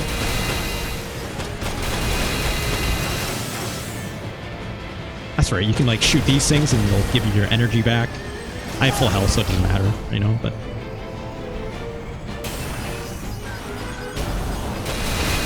Right, and I can use both of these at the same time to get, like, a super boost. Because, like, this is okay. This is okay. But what if you just hit both RB and X at the same time? You go, like, super fast. Yeah, you don't have to aim much with mouse and keyboard. I think I remember this, too. I think I played a lot of this game with mouse and keyboard, even at one point. Like, you know, gamepad's more comfortable, obviously, for a little bit, but... this is not bad, either. There's a way to reload manually, I think. I think it's B or A, right?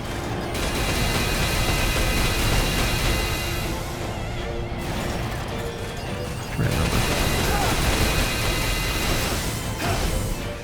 Oh yeah, there we are. Right, we can like, yeah, that's right. So like you go up to a mech and it's like, oh, it's got loot, right? So like actually, if you like blow up another enemy mech, you have to actually like pick up what it's got.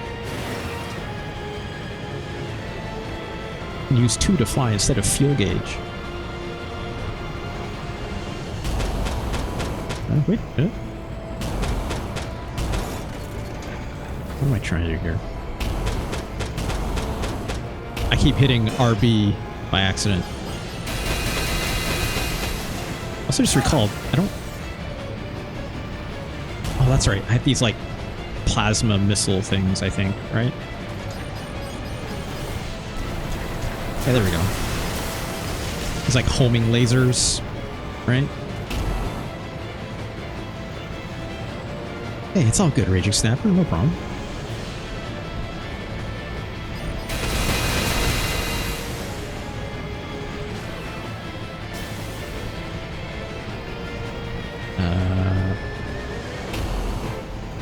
Looking for this enemy. Here we are. Also, like, numbers pop out of them when you shoot them. which is very funny to me. It's like, I mean, you want to see the numbers go up, right? And when it's like the glowing red, that's like a critical hit, right? So it's, you know, it's got some RPG-ish kind of things going for it, I guess.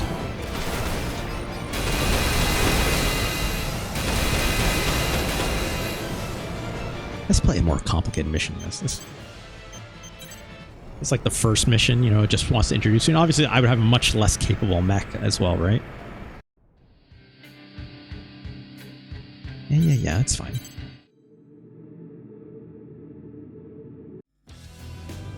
Alright, let's take a look here.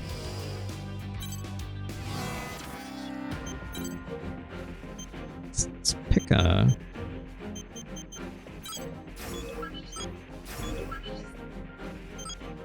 Let's take on an Immortal, which is like a big mech, right?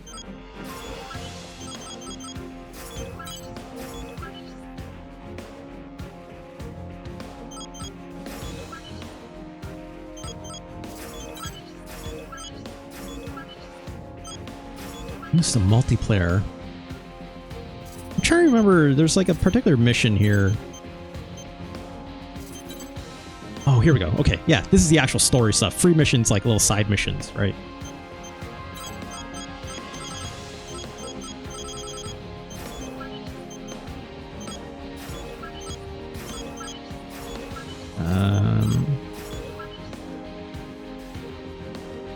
Yeah, we can do this. Welcome to your battlefield. Okay, anime. Gosh, I had not loaded this up in a very long time. Approach complete. You have arrived at the area the target is believed to be moving through. It's so bright. This game's got a neat look, Scanning battlefield. Femtoparticle density Oh, is Mother near has a lot of the Immortals and Radar will not be affected. They're like randomized dungeons in a way, right? All sensors at maximum sensitivity. Data link established. Locate and destroy the corrupted AI. I can do that. This is the one, huh? It's a lot slower than the information said. Also, this game is very talky. There is a dense layer of bedrock surrounding the femto refinery. It will take some time for it to dig through it. It's great and all. If I'm not mistaken, I can blow up these buildings. Oh yeah, look at that! Processing. Detecting a high energy response beneath the ground. I'm in a femto zone. I think that's for like my mirage abilities and all this stuff.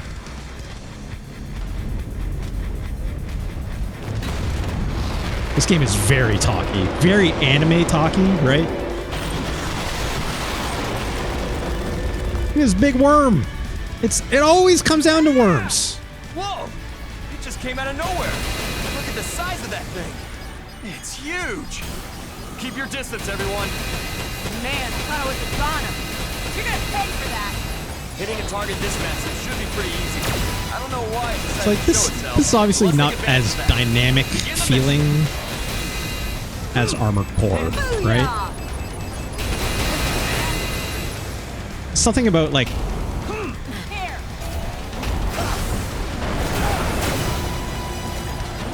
even like the speed of which it moves is obviously very different. Damage to the target is currently 10%. Or just the way like this aiming works, right? One under again?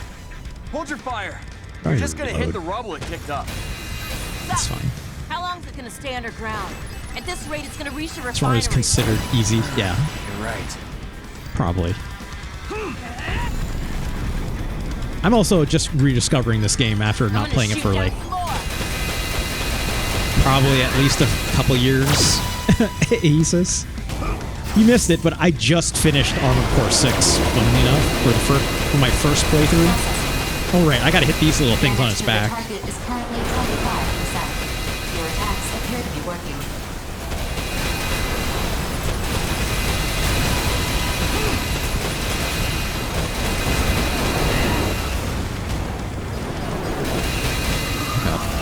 Damage to the target has reached 50%. There we go. There we go. Detecting a change Come on, in go the down, Immortals go down. environment. Alright, well. We went under again. getting ticked off here. How are we supposed to attack this thing? Rookie, is there any way we can keep it above ground? It's like very like Saturday morning cartoon anime, right? You stand both left and right arm attacks, right? I think it's like, how do I do that, Asus? I know he does like a little like matrix spin, right? Also, I'm out of ammo. Oh no, there we go, recharge.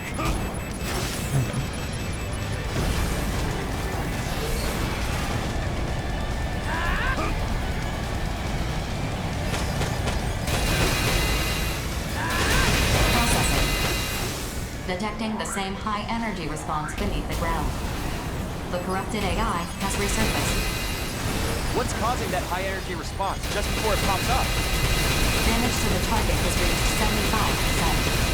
Femto response is considered. Damage to the target has reached 90%. Oh god. Core collapse imminent. Maintain your assault. The corrupted AI's head is the source of the energy response. Attention. The energy response is steadily diminishing. Fell out of her mech. I figured it out. It needs to cool off its drill whenever it comes out of the ground. Aim for its head. Make it overheat. Oh god. How do I fix my mech? There's a way to do this, right? I don't think that's it. I think that's a trap. Appreciate the concern. Don't worry about yourself. I have to move. I'm definitely not going to be able to take on this. Oh, God. Well, hey.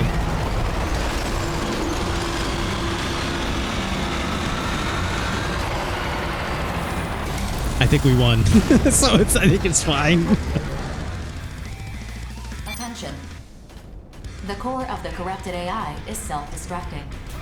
Detecting a large outflow of femtoparticles. Energy levels decreasing. You don't say. The target has stopped. It is incapable of independent locomotion. Mission complete. Great. Mission accomplishment recognized. I think there's also a way to sprint. It's been such a long time since I play this. It's like my brain is so hardwired to Armored Core right now. Like, this feels so sloppy to me. I can reduce Ayre's sentence a little more now. There's things about it I still really like, but it's also like... Hey, affect Ayre's sentence. Because what's hers is mine, and what's mine There we go, it's hers. RB. Of course I'm it gonna is. see to it she gets set free. Whatever you say. Pilot can Naruto what was run. that thing trying to do? I doubt it was interested in femto ore. Who cares? Let's just go home. My rig's getting dustier the longer we stay here. My Ayre 0. This is really chatty. This is even more chatty than even I remembering it. Affirmative. All units return according to the mapped sequence. Alright, well. That's wild.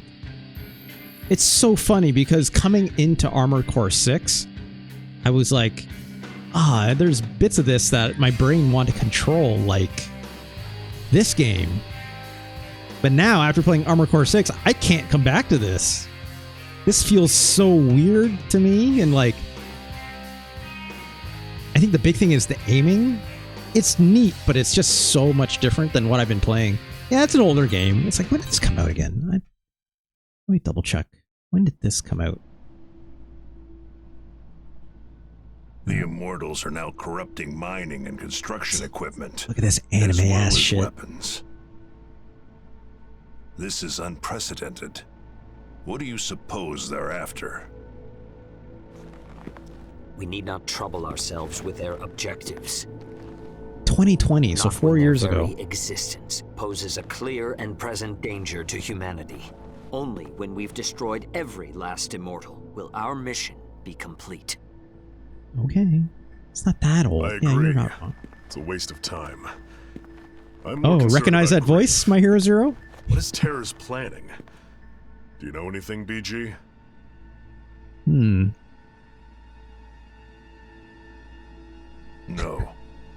I did ask that Grief join us, though. The Automod got you. That's really funny. My Hero What Zero. he's working toward. And he just blew you off, huh? Sounds Thanks, like Walter. You two have some history. What are you implying? Nothing. Oh, I was looking at the Steam just to mediate this the Steam date. So me. How will Bullet Works proceed from here? Bullet That Works. depends on what the Immortals, the Consortiums, and Grief are after. Regardless, all right, that's enough. We'll put down anyone who tries to... Yeah, man. So weird coming back to this game. It's alright. It's just, for its time, it was definitely like...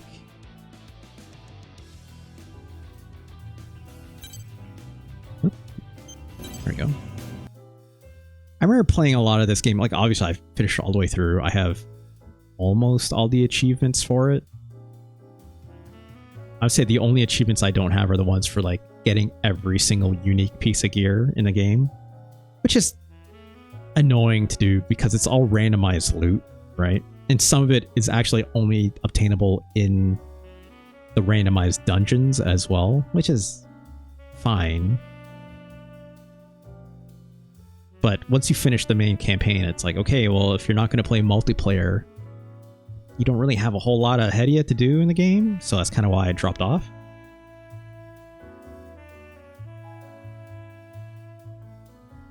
There's like, what else is there? Oh gosh, that's right. I'm like looking at some of these achievements. It's like destroy 20,000 enemy AI. I played so much of this game already. There's no way I'm gonna reach 20,000. Because let's put it this way. I finished the game front to back, right? Did a lot of those exploration missions. Almost got all the unique enemy or unique mech parts. Many of which are in that exploration dungeon, which is all randomized drops. So I'm like playing it over and over again, beating up enemy AI, trying to unlock them. And there's more achievements. So like the one I didn't get, the closest one I didn't get, which is destroy 20,000 enemies. There's one here for destroy 50,000 enemies. And there's one here for destroy 100,000 enemies. I'm not going to do that. No way. Like, I like doing achievement stuff, but like that's unreasonable, right? Anyways, that's a fun little diversion. I'm glad I looked at that again. I think Daemon X Machina is not very old game, you know, 4 or 5 years, right? But it's just old enough where I can look at this now with like a different lens, because I think I was wearing some rose-tinted goggles. I think I was absolutely wearing some rose-tinted goggles when I was like thinking of this game before I started playing Armored Core 6, which is ironically like, when did Armored Core 6 first get announced? Let's take a quick look. Not look at Rothko's again. For now. Art criticism streams. We're just going to do more of that someday.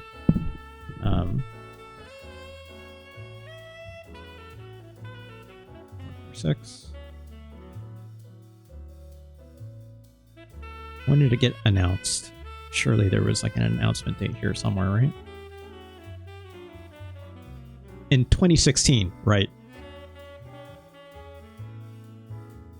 And then 2020 is the development was leaked because of a focus test. So I always knew that there were like, I remember like that's probably like the first, yeah, here we go. The first trailer hit in 2022. So I played Daemon X Machina pretty late. I didn't buy it at launch, right? Because I remember, so it would have been 2022 when I played Daemon X Machina for the first time. Because I remember that Game Awards trailer hitting for Armored Core 6. And I'm like, I need to play a mech game right now. So I ended up picking up Daemon X Machina and then going through that. And then, obviously, 2 years later, here I am playing Armored Core 6. Like, I was wearing such more rose-tinted goggles from playing Daemon X Machina that it's like,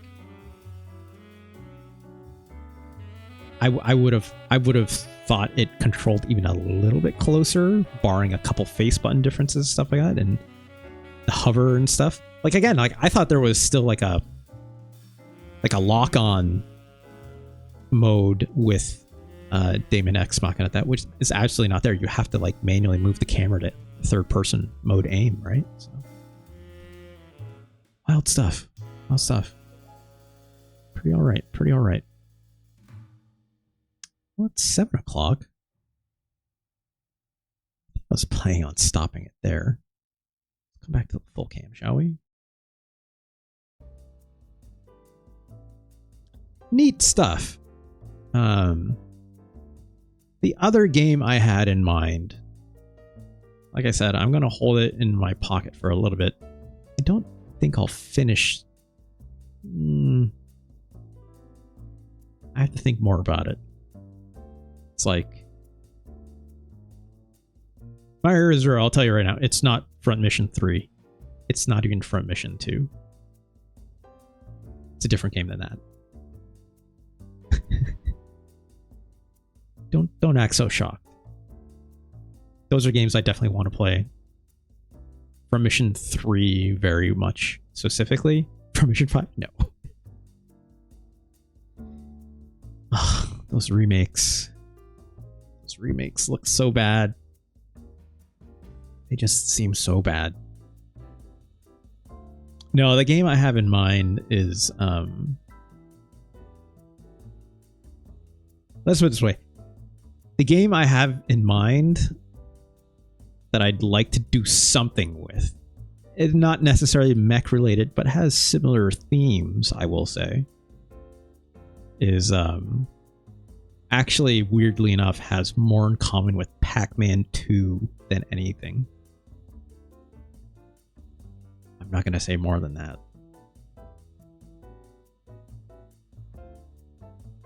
Contact on DS? I don't even know what that is. I don't know what that is, My Hero Zero, so I guess not.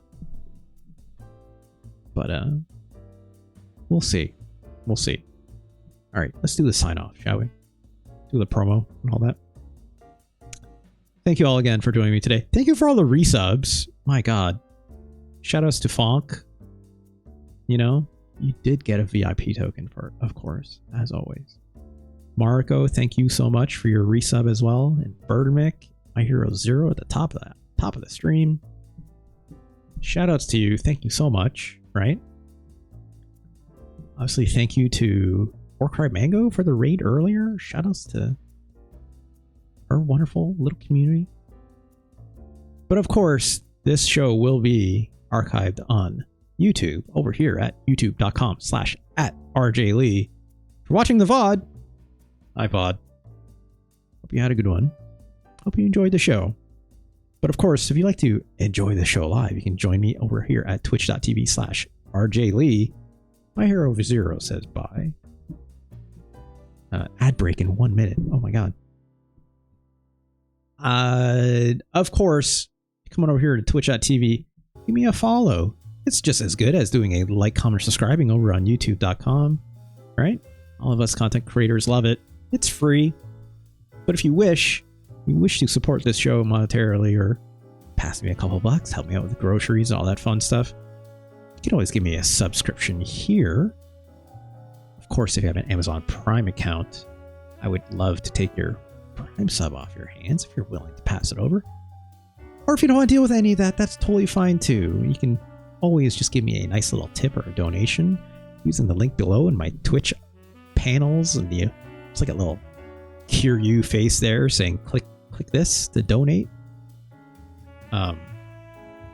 Of course, I'd be remiss if I didn't talk about the bonus streams. Of course, we played Pac-Man 2 on Wednesday, which went great. Oh, Pac-Man 2. Let me think more about how Pac-Man 2 may or may not come back on this stream. Oh, I'm glad I did that still on Wednesday. Someone has to do it. Someone has to tell the world about Pac-Man 2, right? Someone's got to do the service. A disservice to the service, you know? No. The service to the disservice that is Pac-Man 2. Ugh. Of course, I think the world knew about Pac-Man 2. You know, You're probably right. Myers. I had to know for myself, right? Of course, there's still another half to this bonus stream from reaching 50 previously, right? We just have to do the playlist LP, which, of course, the playlist LP... Oh, I should wait until like cough ads. That's fine. The playlist LP, which is where I curate a fine playlist of 1 to 2 hours worth of music, and I play it over Rocksmith using my good old bass guitar back there. That is taking place tomorrow, of course, for City Pop Saturday, which will be the last subscriber bonus goal, or subscriber goal bonus stream. I still cannot say that straight.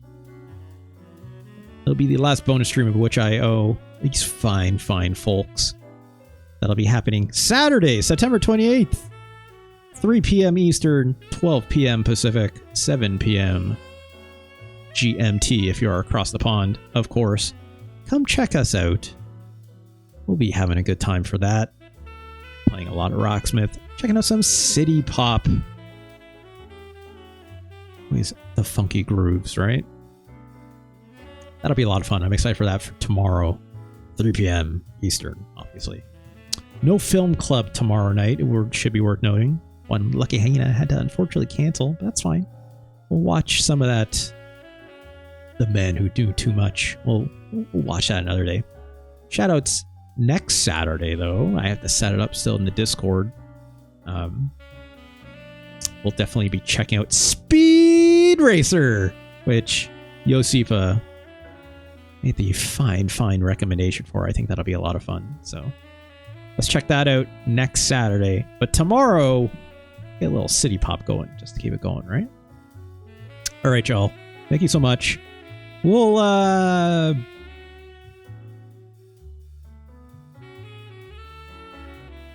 should we play some more Armored Core on Monday, or should we give it a little bit of a break? Check out some other stuff. I don't know. I haven't decided yet. We'll play a mech game on Monday. I'm not gonna say which one. We'll see. We'll see. We'll see. All right, y'all. Thank you all so much. Much appreciated. I'm gonna, of course, cut to my end card. We'll find someone to raid after this. All right, y'all. Thanks again. I will talk to you probably later in the Discord and stuff like that.